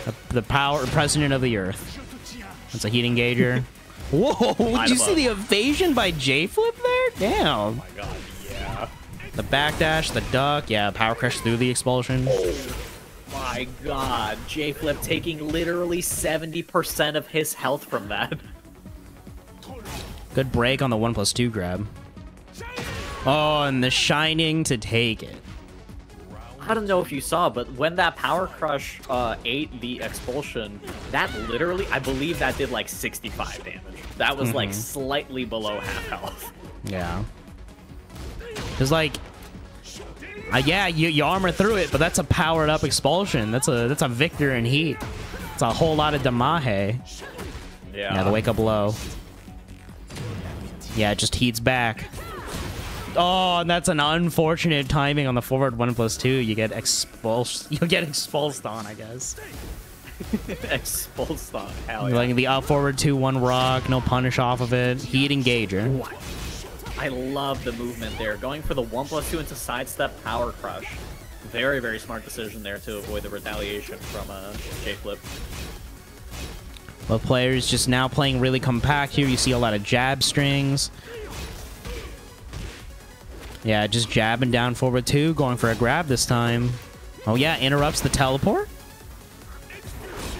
Now you're just blocking, trying to be aware that he has this. Oh, what a duck! No punish. Max damage, Magilla Gorilla in rage. Final chance to do something. No break on the throw. JayFlip closing out the 3rd round. On the board, on the board. Nice momentum swing there, but just as I say that, immediate hop kick. Hold this for me, please. Sometimes you gotta let it rip like a Beyblade, you know? Oh, it took the 2 hits for the power crush, still gets it off. Good duck on the grab. Both players trying to see what the other one is doing. Oh, lets the string go, and it connects, gets the wall bounce here. Back onto the other wall. Good duck. Oh my god, the down 1. Go for the ankles! All of these lows! The crab hold! There was the powered up version of the throw, but the Victor down back four. Yeah, no fear there. Able to just toss it out. I don't know. I probably personally would be way too scared to try to toss that out right there. Yeah, I probably would have gone with a slower low, like a generic down four or anything like that. But the down back four connects, and it gets Hedwyn. Magilla Gorilla the game. Goddamn. Expulsion. I find it so interesting because there's like certain frame situations where Victor's like -6 to like -8, where expulsion is the evasion on it feels so much stronger than the evasion when you're at like neutral or like slightly negative. I believe Victor isn't counted as fully mid-air until quite late into the animation, but sometimes you'll be like, my buttons are like phasing through this guy, like I don't understand. Yeah, I know, right? Oh my god, Sans from Undertale? So, Sans Undertale? I don't believe that's what it is, but it would be quite funny if it was.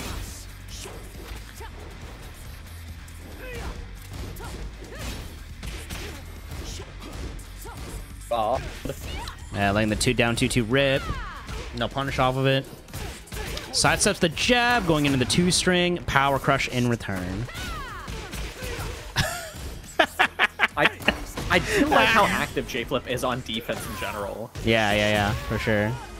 He's not really one to just sit there and let this recoverable health, or let this chip damage happen, right? Yeah, I mean, you gotta just kind of scrap with people sometimes because, you know, like, they'll get into heat, they'll get the heat engage, and then you're like, okay, well, like, if they keep running offense on me, at some point I'm just gonna die, so I have to start swinging back at some point. And so far, JayFlip finding the good opportunities to get the power crush, finding the good opportunities for these types of throws as well. Able to duck the first hit, but not staying ducked for the high after. I believe JayFlip figured out the strat of just spam power crush. Hedwyn will probably just run into it. Oh my god, that was a sick break.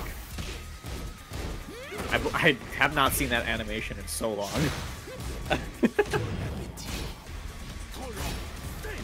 I also love how cheesy Victor's voice lines are, where during his heat burst, he's like, "Bon appetit." I think that's so sick. Big fan of that. A forward 1+2 connects, and that closes out the round for Hedwyn. 1 round away from eliminating JayFlip from the tournament. JayFlip gonna need to make some adjustments to be able to stay in it. Both players content sitting in neutral, but just as I say that, JayFlip does get hit. That's the quarter circle forward 3 rock after the jab string. Yeah, no punish after the down 2-2. That's -12. You really gotta not let JayFlip get away with that, because otherwise he's just gonna keep letting that rock. But it's not like it really matters here. Magilla Gorilla about to close out.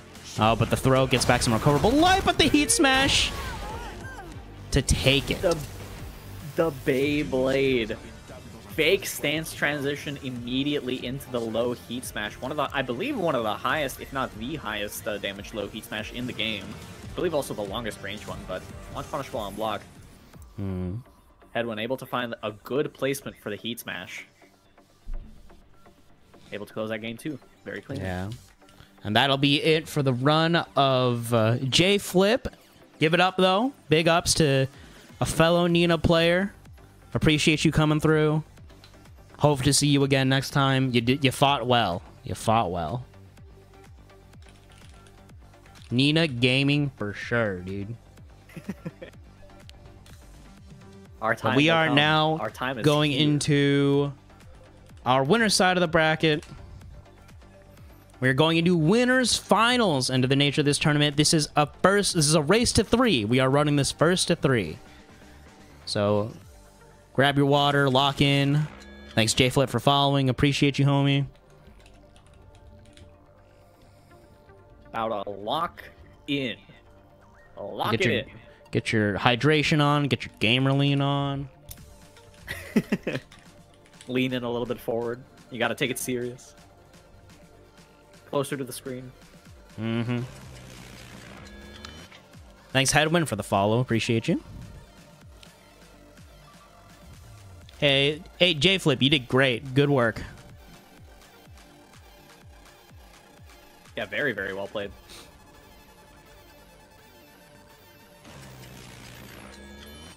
Val Nina's Flamer, just thanks for following. Such a cool character to watch. just I in love general. it. I'm so happy that I'm fucking watching Nina in bracket. I've been watching a looking little at the bit of character. Yeah, I've been looking at the like the character distribution charts, right, in ranked, and she's on the lower end, even though a lot of players say that she's pretty good. And really, I think it's just because she's like not that simple to use. Even though like you can get away with just playing her kind of simple, all of her fun stuff takes a little bit of execution work to do. That being said, I don't have the while standing one combos. I don't think you particularly need to have them in this game. I just think they're a nice tool to have. But yeah, I'm in it for the good time. So I will continue to play Nina. I will stand on my business as one of her strongest soldiers for sure. Love to see it.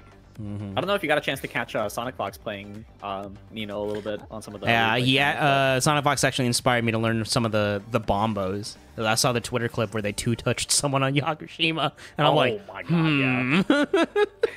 Let me see. I was like, maybe I'll check out a little bit of Nina. I'm gonna hang out, see what's up, and then I watched Sonic Fox play, and I saw the down forward 3-2, down back 2 bombo, and I was like, wait.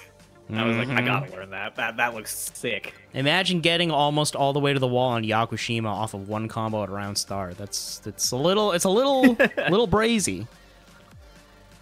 Definitely a little painful to deal with, for sure. I was actually personally a little bit looking at the character distribution chart. I was a little surprised to see Lee in the like top 50 percentile for popularity. He's usually he was one of the more popular characters across all ranks, and I was like, I feel like I've seen like maybe 2 total. I know that in Chicago, a lot of the players like playing Lee. I don't know what it is about them, but I just like that guy. I was talking with Brock actually back in Tekken 7. Yeah, and I was like, oh yeah, in that setup, like you have to tap up, and he's like, yeah, I know. There's like 6 Lee players that I play against. I was like, oh shit, he's fair right. We play against the same 6. It's I was like, I didn't realize Lee was that popular over in Chicago. I don't know what it is, but yeah, they just like him. I'm gonna go ahead and head out so I can unplug my rig for the storms, but feel free to hit me up on Discord sometime. Jay, yeah. Hit up the Nina mirror, do the little trade tack, and then have Jim play me so I can steal the shit that he does again. The way that I'm approaching it is I will let Jim do the labbing and take all of his stuff, and then I will run my offense and intersperse the Jim tech within it. That's how I like doing my business. Intersperse the Jim tech. Stay safe out there, Jim. Don't get got by these tornadoes, man. Yeah, be safe, dude. For real. the Nina hive mind, true. We're Trinity really 5, the medic. We're really a cult, like. The Nina cult, hell yeah. I don't know if you've seen what the Lee Chaolan Discord name is, but whenever I see it, I crack up a little bit. What do we got? What are we working with here? The chief master cooks of King Leechard II. Okay. I'm like, dude. Whoever came up with that name, feeling some type of way, yeah. Good on my end. Yes, sir. I believe this character. Oh my god, the immediate block on the down back 4. Unfortunately, no punish, but immediately afterwards able to get the up forward 4. Going straight to the wall for the wall break. Oh, counter hit grab.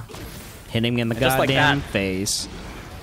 Just like that, all of your health is just gone. Guessing wrong on the immediate follow-up afterward. Getting hit by the up forward 4. A little bit risky, but we'll take it.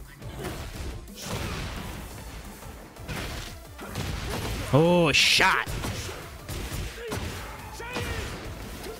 It's the combo. Good positioning here off of it. You're in the goal. Whiff on the power crush. Good patience by Carlos. Oh, but the combo drops because of the wall. Throw is not broken. To my knowledge, the Victor throw glitch is still incorrect. Like that hasn't been. It got patched out. It did get patched out. Okay. All yeah, right. I believe it's gone for the generics now. Okay. That was one of the patch notes for the most recent patch. Whether or not it's actually gone, I'm not sure, but I have been a little bit more consistent with breaking them, so. Good not sure. On Bandito for breaking that grab, though. Yeah, just letting the string out of the top of rock. Oh, he just does it again. Hits him out of the air. Not that much damage because it's scale. He just got hit out of the air. That's a GameStop trade. No combo after it, though. A lot of recoverable life still on the table, though. Bandito does not have that single entry. Unfortunately, the combo doesn't connect with the heat smash.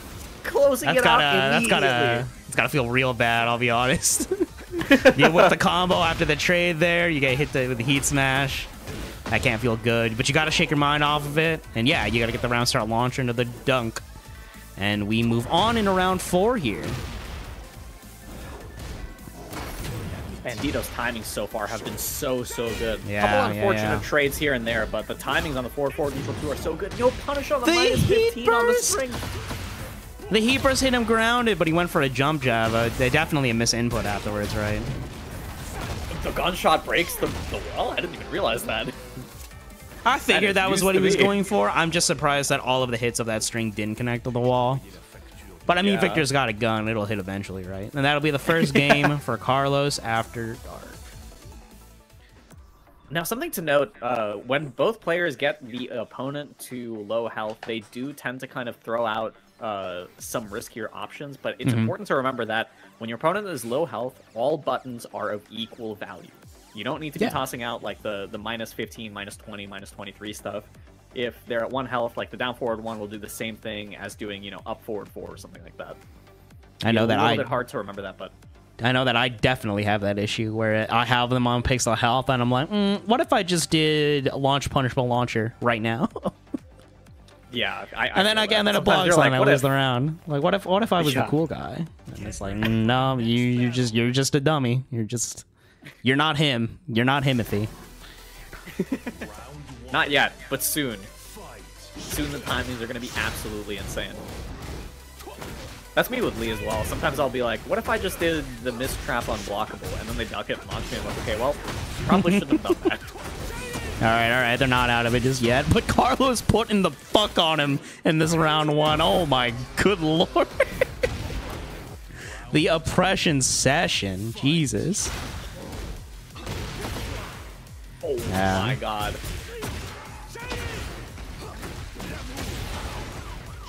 It's always so interesting seeing Victor's go for different combos off of down back 4 as well. Some people prefer the transition into the with a Perfumer 2 or Perfumer 1, I believe it is, the wall stand 4.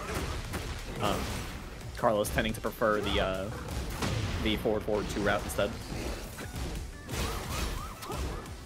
Ooh, no whiff on the, or no punish on the hop kick. I know like you said earlier, the animation is weird, but it is launch, right? Oh, but the explosion connects. Oh, God. We are in final round 3 here for game 2. Hit him out of the air, spring kick and return. Something to note that like I always keep forgetting is that when you're in heat, all of your normals do chip. That's a great break by Carlos.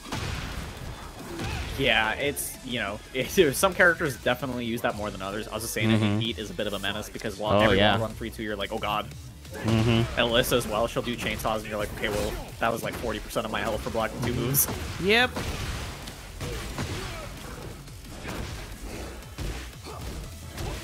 Bandito turning up the tempo here on his gameplay, managing to smother Carlos, make it so he doesn't have a chance to get some offense started. But the running 2 into the expulsion, look at his health. It's just, it evaporated. Back turn, the down back 4 into the grab. This should not kill, but it's close. Oh, but the Shining Wizard! He's not dead yet. He's not dead yet. And the mid to close out, tied up in rounds here in this game 2. That Oki situation is so awkward to deal with, being slightly off axis on King. You're just not sure if he's going to go for an Ali kick or if he's going to go for a down 41 or something like that. Leg no lock. break on the ground throw, guessed wrong into Oki, forward 1 connects. Heat activation. Really there for the throw. Yeah, now, because now, oh, but the expulsion got hit out. I thought for sure it was going to connect. Good break. My Bandit. Oh my god. Oh my the god. anti-air sweep. We're playing god. Oh my god. But the heat expulsion connects and it kills Carlos. Up 2 games. Bandito, though, has made some pretty good adjustments. I believe one of the things that I think that will definitely help in this matchup specifically is taking advantage of some of the Oki situations that are available to King after stuff like the down forward 2-1 counter hit. There were a couple times where Bandito got the combo off and could have opted for either the unscaled unblockable ender with the micro dash up forward 1+2 hold, or going for some kind of other Oki situation. But instead, Bandito ended up opting for forward 1, perhaps looking for a specific kind of setup, but I don't know, Carlos just not falling for it. Yeah, not biting.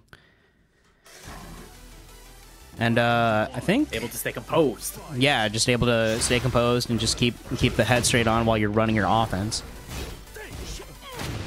Oh, I haven't seen that heat engager in a while, I'll be completely honest. Oh, he was ducking, got caught with the expulsion. Oh, what a... He actually managed to break it in time. Excellent work to Carlos, but the hot me connects. It's not able to read on the down back 4 there. That's unblockable. You gotta... I would have gotten hit, I'll be completely honest, but that is an unblockable that you do have to either evade or hit him out of, I think. Yeah, it is relatively linear. Ooh, the down back 4 counter hit. Version. But the uncharged version does actually track sidesteps depending on when you input the sidestep, so it can be a little bit scary to do that. But big block on the low, no launch though.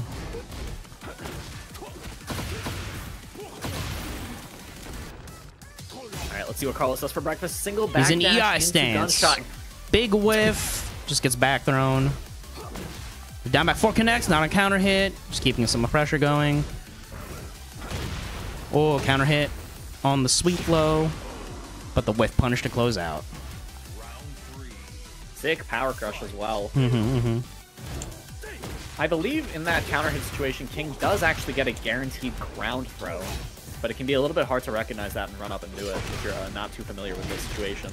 This guy Bandito, not afraid of Carlos going into EI stance and approaching with these teleports, just kicks him in the jaw. But Carlos with the life lead here while standing 4. Good work.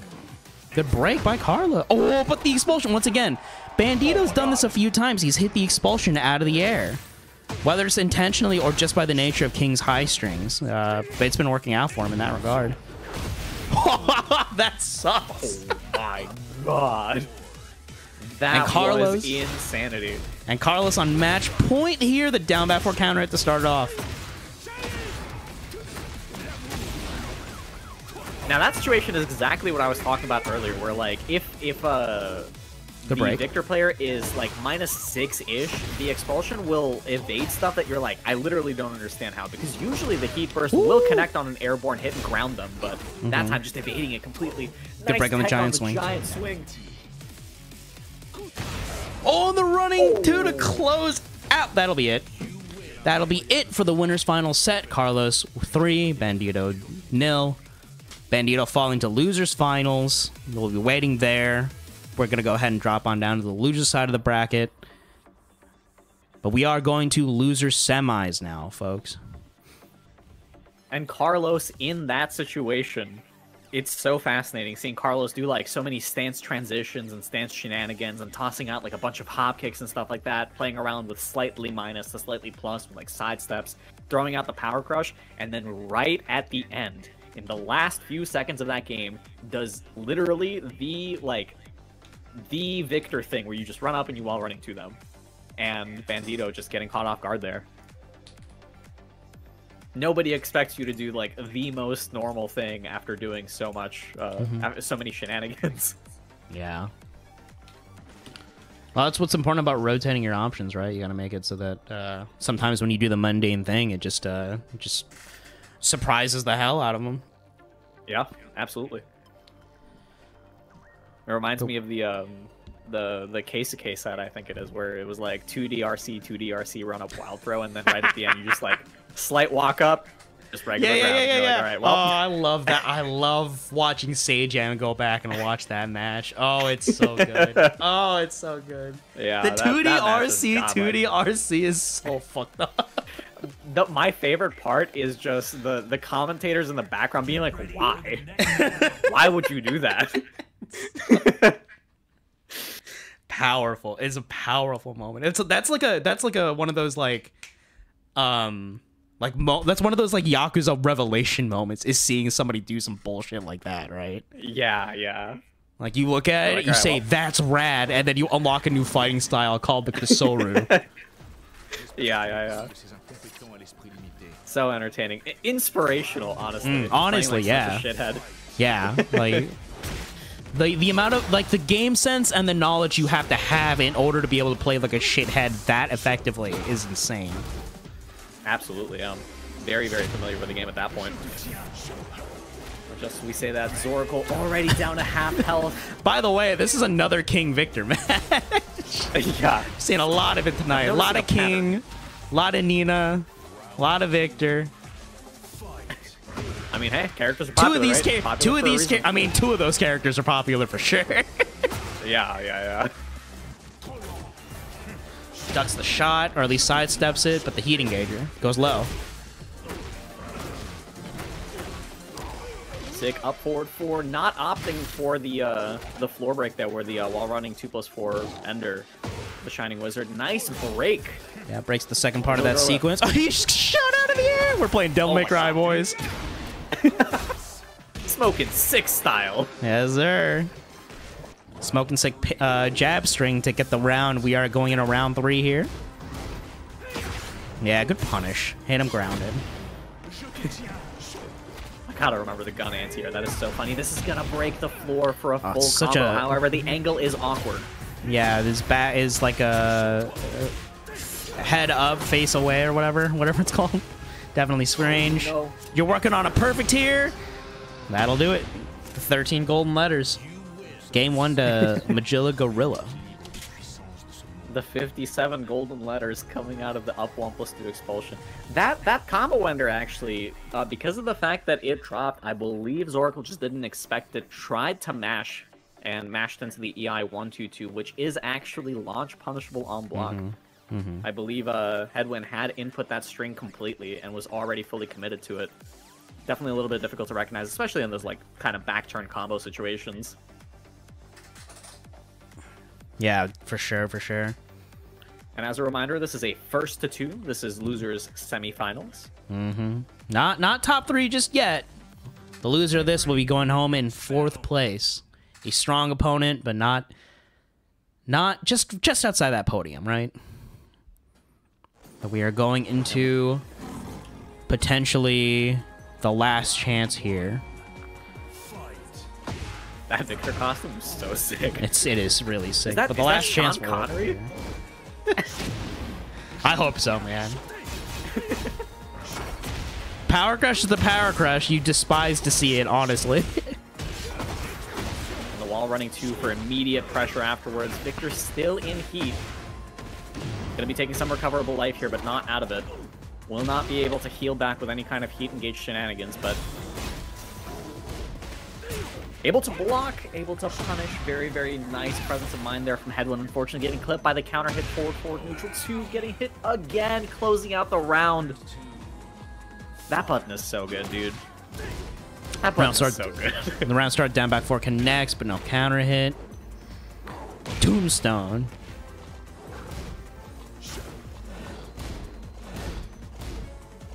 It's always so scary, like... Oh no, not the full crouch 1. Oh no. The pickup.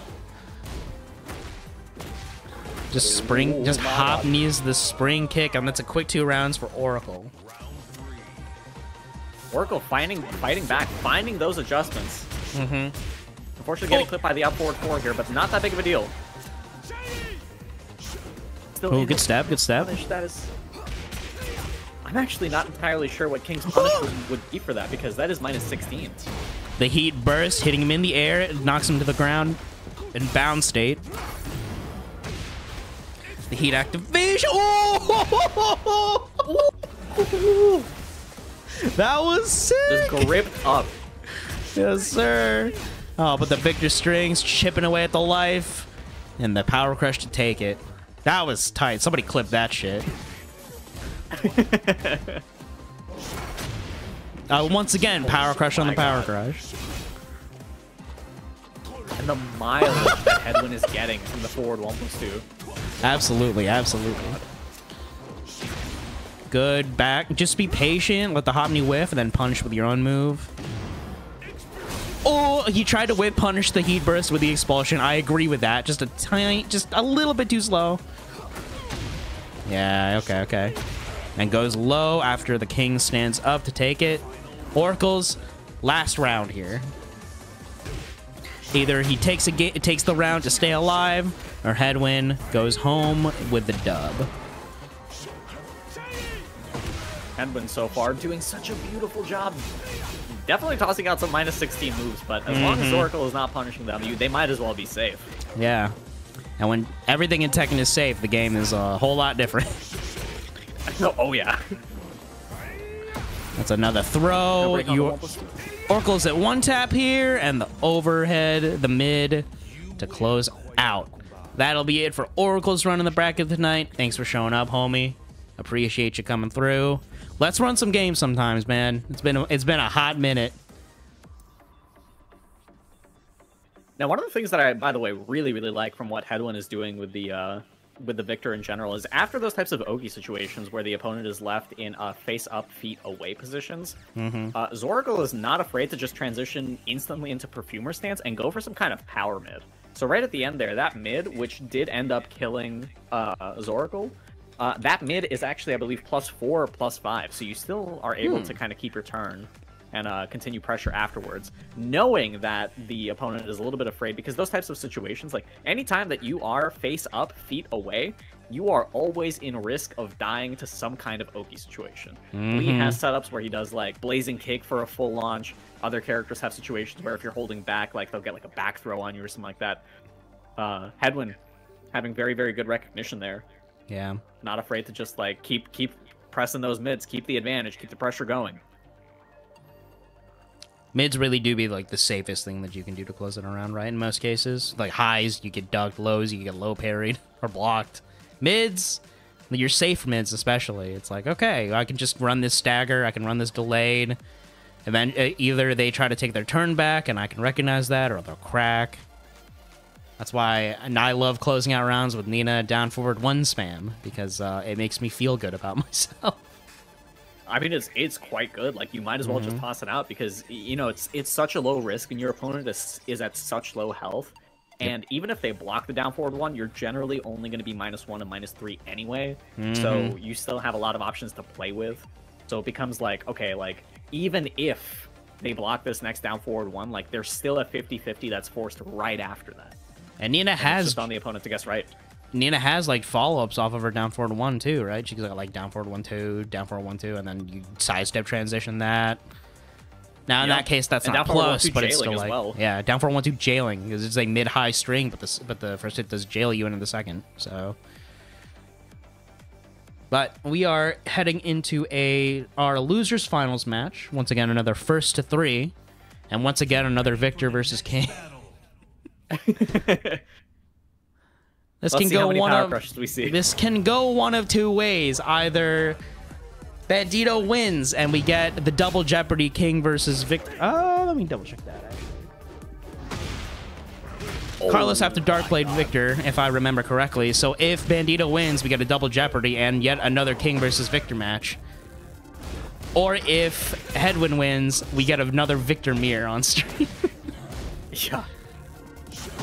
Now, one thing that I will say, while Bandito does make... Oh my god, nice trans swing. This definitely kills.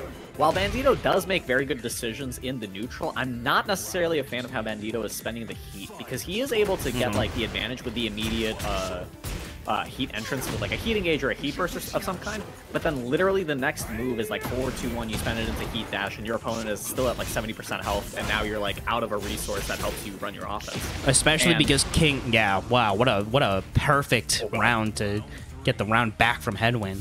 Yeah, like, King Heat Smash... Wow, what a whip punish. Sidestep and whip punish. King Heat Smash just doing an absolute grip of damage when it connects, right? Like... Yeah, one might even consider it to be overtuned. Yeah. But the power crush on the power crush. Yeah. Listen, you said it, not me, right? Like, I didn't. Yeah, I completely agree. Back, not against the wall, so this will go back to mid-screen. He did not tech it, so... Oh, my God! the anti-air gunshot again. What the This man thought we were fist fighting, and Victor just pulling out the gun. All of The these Glock characters 7. with guns in this goddamn game, man. That's crazy. Good duck by commitment to the duck by Bandito. It's so scary to duck at the wall as well, but good read from Yeah. Bandito. Perhaps an ambitious read, but a read that Maybe works an out ambitious nonetheless. read, but yeah, he took advantage of the situation that followed, right? He had the mental wherewithal to do it. Yeah. Oh, but the running 2 connects, pushing him up against the wall. Yeah, and just keeps it simple, punishes with the jab string. Hedwyn, game 1. The 1-1-2. One of the, I'm not entirely sure how plus it is, but I'm assuming that it's definitely more plus than Noctis's 1-1-2. But let me double check that. For those unaware, Noctis's 1-1-2 in Tekken 7 was only +1 on hit, so it was generally just like, you're just back to neutral after the 10-frame punish. Yeah. I don't know if that's the case for Victor, though. Let me double check. Yeah, and you're thinking he gets like a little more plus frames on hit. He does get a little bit more. It is +3. That's not amazing, but, you know, we'll take it. Yeah, I mean, I'll take +3 any day of the week, right? Yeah. Give me a chance to get another like get another jab, get another down forward 1, and have it trade with a 10-frame move. Like, I'll take that for sure. Oh, absolutely, yeah. Heat engager. Manages to duck the high follow-up, but then... oh, hey, Ribu, thanks for the prime. Appreciate it, Chief. But the King Duff... Oh, big. Oh, gets the pick up on the get-up kick, I think. The shot. Oh! In that situation... Oh, my God. Let the string Oh my rip, God. but Hedwyn was already committed to, like, a sidewalk. And that situation for Bandito has worked out a couple times, with Bandito just looking more for the OTG rather than the actual spring kick pickup with a down forward 4-3. Yeah. Um, Just running the teleport mix-ups, trying to be a little sneaky here. The jump jab, the secret attack. Goes low Up after the forward, teleport neutral this time. And the heat smash to forced take heat it. smash. Yeah, that heat smash is very, very annoying to deal with as well. Because it is quite fast. Yes, it is -15, but, you know, in those types of OP situations, the 50-50 is just so potent. Both of these players now kind of getting a handle on when the other player is going to grab. They've been really good at grab defense so far in this game, I think. But the expulsion trade definitely works out in Hedwyn's favor, and that'll be it for the second game. Hedwyn now 1 game away from eliminating Bandito, sending Bandito to 3rd place. Bandito, though, not out of it yet. Bandito there's definitely still a chance. can make the correct adjustments here. Yep. And in the Victor matchup specifically, like, something to remember is that in situations where he's running up and trying to do while running 2, you can step while running 2, but if you don't feel comfortable doing that and they're flowcharting into stuff like either 1+2 or forward 1+2. 1+2 is the counter hit launcher mid right after. Both of those buttons are actually quite linear and steppable to the right, even though Victor is +5 after the wall running 2. I believe the only characters that can't step that is actually like Jack and big characters in general. But both of these characters, like, pretty good movement on them, right? Maybe King's Backdash ain't maybe King's Backdash not the greatest, but... It's workable. It's still a backdash. You can still block out of it. Yes, sir. You know, he has to have at least one thing wrong with him, right? Yeah, sure. If he had drag movement too, then I don't know. And just Hedwyn smothering Bandito. Yeah, right. And Hedwyn smothering Bandito up against this wall here, taking the lead in the game 3.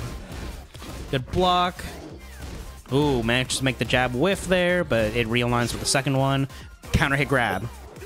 This shouldn't hit the wall, but it'll be damn close. No tech on it, though. What's going on, y'all? Why are y'all not mashing one? Yeah, well, you can actually mash any button. You don't have to mash just one, believe it or not. Sure. Because the giant swing is actually, it's not a tech roll, it's an ukemi. So you can actually mash 1, 2, 3, or 4 to go in either direction. And on top of that, the window for ground tech giant swing is increased by, I think, 6 frames in this game. I'm confused by the punish choice on the rage art, but you know what? Bandito closed out, so it's fine. the need to stunt. Incredibly strong. I guess so, huh? Is this, by the way, the costume that King was wearing in the Terribly Sorry to Hear You Can't Break Chain Throw Zone Break? I think so. Am I thinking of the right one? Oh, good whip punish. And that'll be the 2-string to close out. This is potentially Bandito's last round here. He needs to make some adjustments, otherwise he's going to be going home in third. And now Hedwyn has him in the position that he likes him to be, at the wall with the backs against the wall. Yeah, there's a throw after the heat engager. Power crush. Okay, okay. Go for the shin breaker, and no break on this grab. Last chance to do something. Okie situation here. What will Bandito go for? Goes for the mid. Expulsion is blocked, and the follow-up afterwards will take it. Hedwyn. 3 games to Bandito's none, but give it up to Bandito, everybody. Strong King player. First time in the hoop court, in the King of the Iron Hoop brackets. Getting 3rd place. Appreciate you coming through, homie. Hope to see you again. I was tight, though. But with that, we've seen a lot of victors. We've seen a lot of Kings. We've seen a lot of Ninas. But it all comes down to this. Grand Finals, ladies and germs. And I think it's going to be another Victor Mirror. You love to see it. We can't escape. We can't escape. I want to see chaos. I need to see chaos. I will say, though, one of the things that Hedwyn does so good in all of the sets that we've seen so far is that Hedwyn is so good at taking advantage of hesitation. Anytime that Bandito hesitated even for a second, being like, oh, Hedwyn just did a single jab, paused, and then Bandito tries to take his turn back, and Magilla Gorilla already taking advantage of that with some kind of power crush or the 1+2 for a counter hit. Very, very good use of just like mental frames and hesitation. Delayed buttons, delayed neutral a little bit, catching so many people off guard with strong counter hits. Yeah, just like that's the a huge thing in Tekken that like I don't know, maybe people at like the low level don't really say that they like to do is like delay strings, delay pressure, especially because like yeah, you can take into account that like cool, my down 4-1 is -3. I can just delay another one or like just delay afterwards and try to catch whatever you're doing because you might not have the recognition or you might expect something else afterwards. And yeah, I mean, if there's anything I've learned from playing Uni is that stagger pressure is absurd. So yeah. It's also one of those things that's like one of the things that separates intermediate level Tekken from like truly high level Tekken is doing nothing as an action. Yeah, absolutely. Sometimes you just have to pass your turn, you know? Both players letting the intros rock. Sorry, I did not even... Okay, there we go. Nanami versus Sean Connery, I believe. Oh, going straight for the hard combo, too. I'm a big fan of that combo. I think that combo's tight. Oh my god. And look at Magilla Gorilla Hedwyn with the absolute insane stagger pressure here. Able to close it out. First round going straight to Hedwyn. CarlosAfterDark, though, fighting back, going straight into heat. Able to break the throw. Oh, no punish on the -13. I believe that's either 13 or 14. Oh my god. It just absolutely... I wanted chaos. I'm currently receiving chaos. There's a lot of chaos. 1+2 connects on counter HUD. Getting the full combo here, bringing him to the... Oh, that drops, though. But the heat engager manages to bring him all the way through the wall. Good block by Carlos, but no punish after. That's a trade. If I ever seen the cross chop. And the throw after, tie up the round count. Now, something to note, if you block the first hit of Victor's Heat Smash, the rest of the hits actually jail. You can just mash out your punish immediately afterwards. That move is -15. You're able to launch with something like a down 4-2 or an up 4-4. Unfortunately, not finding the timing there, but able to close it out with a throw. Yeah, laying this 2-string rock. Good duck. Good recognition by Carlos. Commit to a duck there.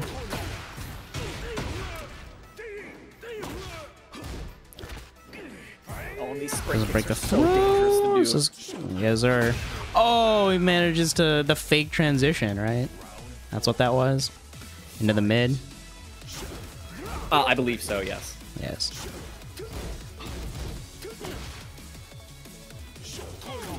Ooh, what? The slide goes under the gunshot on some Neo shit.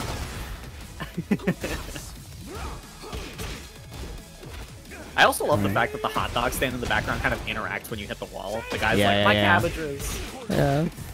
Like, yo, this is sick. Hey. I'm working here. Yeah, like, hop dude, kick please. to start the combo. Yeah, right. The expulsion ender tries to get the running 2 for Oki. Oh, the heat burst, but he went low, so it goes through the armor, and that'll be a game on the board for Hedwyn.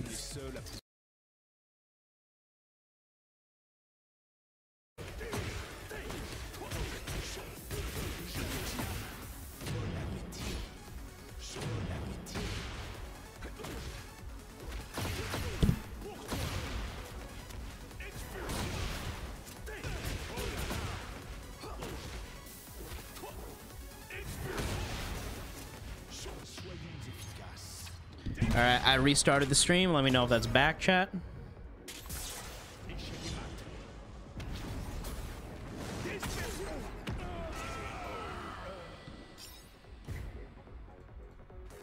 Now it's going to be Carlos taking game 2.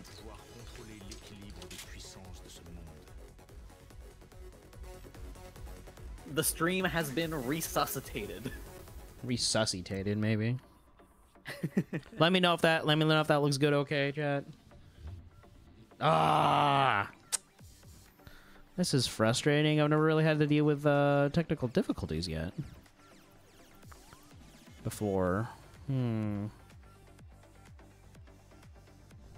does this look like on Twitch's end? Oh, fuck. I should have told the players to wait. Do you remember, was that second game for Carlos, or was it for... That was for Carlos, yes. Gotcha. So tied up? Yep.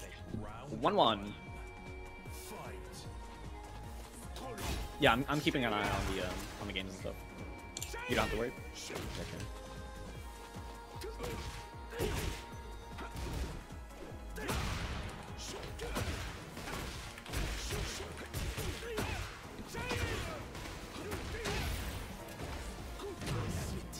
Alright, I'm gonna try to see if lowering the bitrate will help. Perhaps.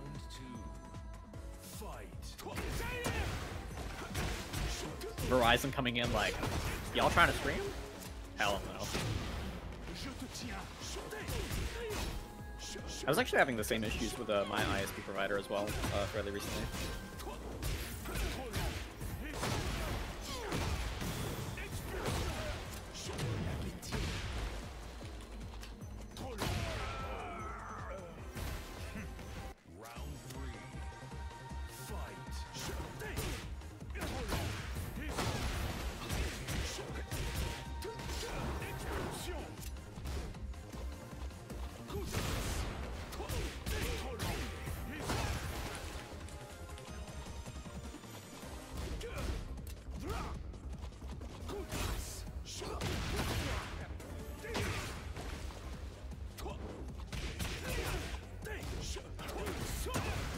Yeah, sorry, if you wouldn't mind taking the control on the commentary here while I try to fix this.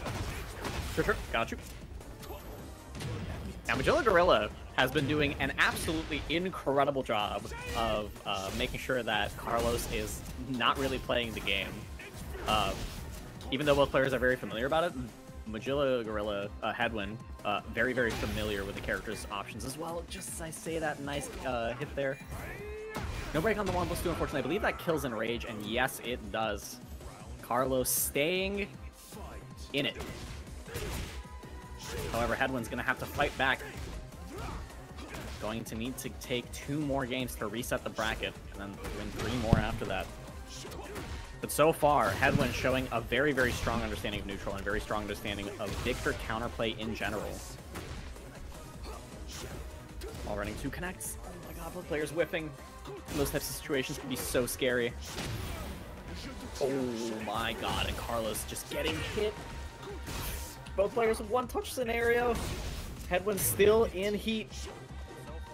Carlos also going into heat, and the wall running 2 from Carlos, connecting and closing out that round. Going into the final round of the game to see who will go up in the game count here. That forward 2 combo is so sick. I know that it can be a little bit inconsistent on specific characters. I believe that it's a little bit inconsistent on Nares, but if you're fighting a character like the Victor Mirror, that combo is pretty much optimal. And on that note, Hedwyn taking a commanding lead in that last round.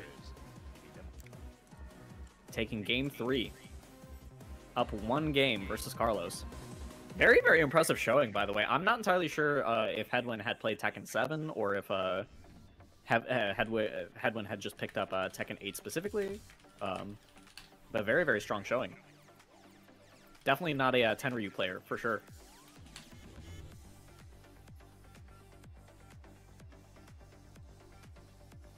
And perhaps, if we ran him a stage that has more walls, Carlos might feel a little bit more comfortable in terms of just running the offense.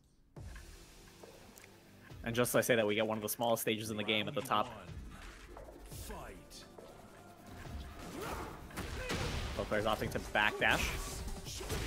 Something to note, Tekken 8 actually and Tekken 7, neither game had any buffer for round start. You either press the button on the first frame that the round starts, or you pressed it late. It can be a little bit difficult and a little bit scary actually to in around in most round start scenarios because of that. The wall stand 1 from Hedwyn connecting with the combo dropping, and the hop kick from Carlos launching for a combo. Gonna go wall to wall here, straight for the first part of the floor break. Heat burst connecting OTG. Hedwyn not afraid to pop heat burst as well. Both players, oh my god. The down back 4 there was incredibly scary to do, but that was a good read. Getting the counter hit there on the EI stance. Full screen gunshot is so obnoxious to deal with, I'm not gonna lie. Ah, no, that's not 15, that's 14. A little unfortunate. I believe Victor's up forward 1-1 is actually not a true knockdown. It's just one of those grounded stuns that looks like they're knocked down, but you do actually get up standing immediately afterwards into plus 18 for the person who hit you. Expulsion going over while running 2. That move is so incredibly evasive. Can be so hard to deal with. Carlos answering back up 2 rounds. Hedwyn gonna have to fight back and make sure that the bracket reset does happen. Does have 1 game of leniency, but if you are up a game, you're fighting kind of for your life at this point. So I lowered the bit rate down to a little crunchy, but I think that's good enough to keep this going here. Hell yeah. Oh, And this is gonna break the floor. Hell yeah. Look at all these teleports in the middle of this combo, dude.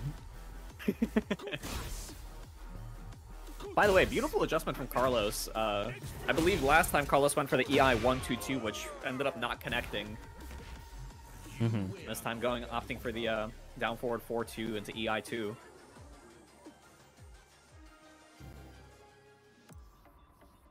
Carlos tying it up 2-2, 1 game away from winning. Hedwyn, though, 1 game away from resetting the bracket. Yeah, this could go either way here. Like, it's been this even so far, right? So either we're here for another, anywhere between 3 to 5 games after the fact, or we all got to go home. I don't know if you've seen the tweet from Landon, where Landon was playing Victor, and he would just go into full screen, go into EI stance, and literally just stand there waiting for the opponent to approach him, so you could hit like EI 3 or EI 2. And he's like, I think this is how they want me to play it. Sometimes you just gotta do what you gotta do, right? Absolutely. Sometimes you want to land the funny. Oh my god, beautiful movement from Hedwyn. This player is absolutely on it with a movement 1-1 into sidestep right, ending up in Carlos's back almost immediately. Carlos on their last legs right now, 1-3, closing it out. The first time that string has been shown so far in this grand finals. Now, Victor is a character that does have some pretty good jab strings. 1-3, definitely a very good round closer, especially if your opponent is mental stacked with other potential options that can kill them. Hell yeah. Goes low this time. Oh, and the expulsion to counter it. Yeah, the expulsion afterwards. I got one of those too. Yes, sir. Oh, good punish on the low. The down back 4 block. Yep. Hedwyn 1 round away from resetting the bracket here. Oh, it's a hop kick whip at the start. Good break.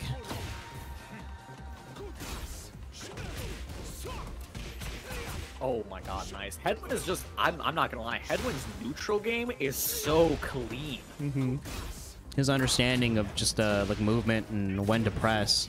Oh, the heat burst was too low. God. He was already too far in the air for the expulsion that the heat burst activation didn't ground him. Oh, what a grab to close out and get the reset. That's a reset, ladies and gentlemen. And look at those mental frames as well. Now, off of eeee, the thing that Hedwyn did was eeee 1/1+2, which is a mid-high string. Victor can mix that up with eeee 1/2/2, which is launch punishable on block. But because of the fact that Carlos also knows that, Carlos recognizes that it's mid-high, stays there, hesitates for a second, Hedwyn hits down forward 1-1, goes into the plus frames, which gives Hedwyn enough mental frames to go raw perfumer into a grab. That is the last thing that you would expect from that stance, because that stance also does have a pretty good mid and a pretty good plus on block, or plus on hit low. Hedwyn just putting on a master class of how to play Victor. Yeah, for sure, right? Just like, and it's really amazing when you have 2 Victor players on screen. You're able to identify like what the 2 Victor players are doing differently, and yeah, like you said, Hedwyn's just understanding of the neutral, and like the way he's playing the game right now is just so smart. It's good ass Tekken, as they say, right? Mm-hmm. Just love to see it. But Carlos, not out of it yet. Carlos definitely a strong player. I believe that Carlos knows what adjustments they need to make in this point. But Hedwyn also knows that. Yeah, he knows what adjustments that Carlos is going to make on his own. It's also so now he's got the Wesker cosplay, by the way. Yeah, it's great. Albert Wesker action. Oh my god. We've seen that so many times already. Power Crush into Power Crush. Something to note, though, is it's also important not to over-adjust. Like, if you're playing a character like Reyna, for example, and you do forward, forward, 2, 3+4, and they block the low once, and then you just go mid 110 times after that, that's a bit of an over-adjustment. The move is still good. You gotta be confident in your reads and confident in the game that you're running. And so far, Hedwyn is so confident in that. He's making all the right decisions so far. Just as I say that, sidestep down forward 2 with the float. A little bit of an awkward wall combo because of the back turn there. But hard adjustment to make, and the Victor classic, forward, forward 2, which is minus 16 into the power Oh, what crush. a step. Oh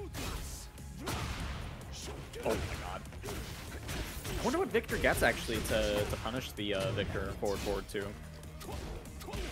Oh my god, and keeping the advantage in the 1-1-2, closing it out, enough damage.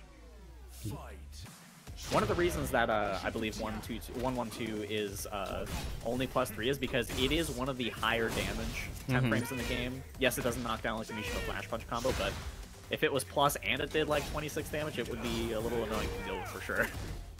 First hit of that heat smash whiffing. The second hit lands to get him plus frames. Carlos trying to enforce his will at the wall, but the awkward situation now has him at a disadvantage here. Good break. Power that they did the same move, and Carlos is just one in this situation. That's the second hit of the string rock. Sorry, I had the players on the wrong sides, and that's a game for a Hedwyn. Round 1 in this reset. 3-star restaurant, French, naturally. Naturally. Something to note about Victor's lows as well is They are actually steppable to individual sides. I believe down back 4 and down 4 you can, or down 3 you can step sidestep right. Down 1 tracks both ways, and I think down back 3 you can step sidestep left. But one of the nice things about his lows is while there is a fair amount of counterplay to them, down back 4 actually has a deceptive amount of range. You'll be like 2 or 3 backdashes away, and down back 4 will still clip your feet sometimes. Which makes, funnily enough, makes the Victor matchup a little bit annoying because of Victor's wide stance when he stands. Yeah. You can see that he keeps his legs so far out that even if you're 2 to 3 backdashes away, down back 4 is still very, very likely to clip you. It's always great having a move that has deceptively long range to use in neutral. Oh yeah. Shout out to back 4. Yeah, sir. Counter hit down back 4. Hedwyn just staying down, biding their time to get a spring kick, and then manage to do the sides, get the positioning switch with this throw. Beautiful whiff punish there from Hedwyn. Baiting out the forward 2 immediately into the wall splat into the tornado. Such good Tekken play.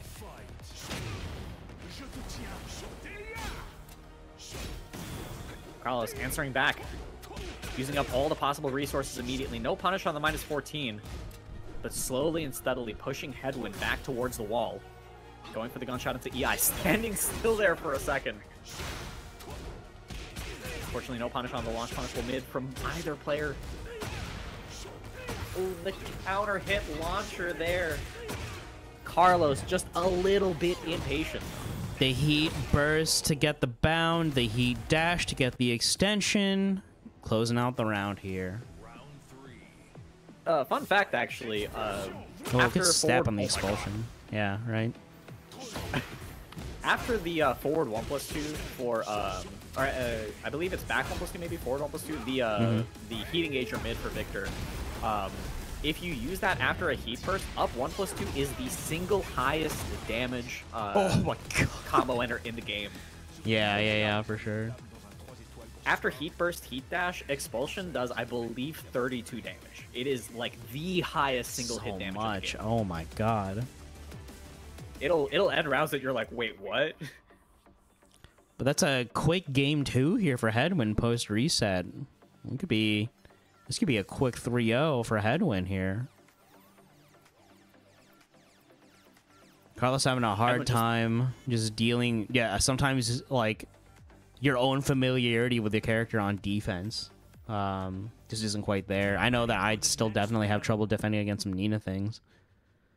Yeah, and you know, Victor does have pretty good tools to deal with Victor, funnily enough. Yeah. It's kind of like the matchup for Lee versus Lee as well, where it's like, like, half my tools blow up half my other tools. So you're kind of playing this like game of chicken with the other person of like, okay, which one of us is going to make the bigger mistake first? And then you're just trying to capitalize on that as much as possible.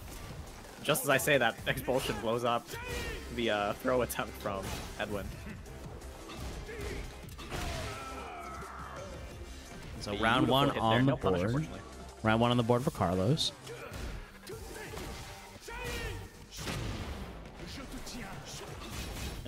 I wonder if that's the actual correct punish there after forward 2. I don't know what the frames are.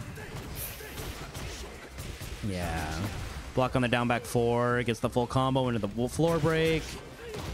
All the way to the wall. Oh, excellent work. Oh, but he get hit out of the expulsion. Whoa, he evaded the gunshot with forward 2. Oh my God. It's Oki. Hedwyn, though, still in heat. Oh. Carlos figured, all right, you know what? I mean, this is the last game here. What if I just turn up? And the change in tempo, I think, is really working out in his favor. Absolutely, yeah. Especially in a game like Tekken where the offense is so incredibly strong. If you are not scrapping with your opponent, the blocking really is losing. Yeah. Hedwyn going into eeee stance, just backs off, returning to neutral. Oh, yeah, good break on the grab. But the gunshot, he was 15 paces away. He just pulled out a gun and shot him, man. Down back 4. Stays ducking afterwards, though. Gets the wall standing punish. Drops the combo, just goes for running 2 afterwards. Expulsion afterwards. Goes low. Oh. The guaranteed throw there on the power crush. Oh my god. What? Oh my god. The teleport away to not get hit by that is actual insanity. And he just goes low to close out. Hedwyn is on tournament point. Final round in this game 3 here. This is a strong start for Carlos, though. Get your damage on the board. The Sprint King connects. Yeah, good break. So far, though, absolutely no ducks on the down forward 1-1 or down forward 1-2. That is mid-high and not jailing. Be a little bit difficult to recognize in the moment. Oh, God. Just punishes it with a 1-1 string. Yep. Oh, good break on the grab. Clutch break. Put your shot out of the air. No combo. And it's a throw punish of your own. What's the Oki? Yeah. Both players one mistake away shit. From dying. He was... Oh. Yeah, a heat expulsion has a little bit extra range, so you have no choice but to block there. The down 4 connects. Oh, but he goes low in the heat smash. Connects, and that will do it. Hedwyn, coming back 6 games from the loser side, will be your second king of the Iron Hoop. On this day, a new king is crowned. Hedwyn. Magilla Gorilla. Congratulations to Hedwyn. I cannot stress this enough. The Tekken that Hedwyn was showing us was so good and so clean. The adjustments made from game to game, keeping up the offense, making sure that the defense, stepping in the right places, ending up at the opponent's back half the time. Those last 4 games were just 4 straight games for Hedwyn. That incredible gameplay. Yeah. Blown away. Just great, great. A great Victor showcasing grand finals, honestly. Like, I couldn't have asked for anything better on the second tournament. Like, great turnout. We brought it down from 24 players all the way down to the number 1. Had a lot of the players in top 8. This was their first time entering a bracket. Like, and for Hedwyn and for Carlos After Dark to fight their way through these gauntlet of players and to fight each other in grand finals is really truly a treat. So thank you for coming through, everybody. Thank you for the gameplay. Thank you for showing up. Thank you for dealing with technical difficulties. But yeah, like, we're in a new era of Tekken, and this was so fun to watch. I hope you had a great time. I had a great time. Yeah, I had a phenomenal time. It's so fun watching these Tekken games. There's so many strong players in the Sajam Discord, and I'm just excited to see what happens next week. I am too. When just like that, folks, we'll be back next week. Same deal. We're going to be running the King of the Iron Hoop 3 next Thursday. We hope you all sign up.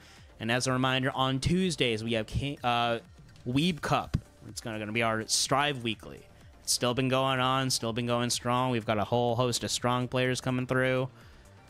And yeah, I mean, Ninetide, it was great to have you on the mic. Thank you for volunteering. Appreciate it. Brandon, thank you so much for having me. It was such a pleasure. Thank you especially for taking the lead on commentary while I was dealing with technical difficulties. I got you, man. Hell yeah. We figured it out. We got there. Yeah. Still got some good ass Tekken. Which we definitely did. I'll try to have whatever I can recover from the VOD up by tomorrow morning. In the meantime, though, I think we're gonna send y'all to a little friend of the show here.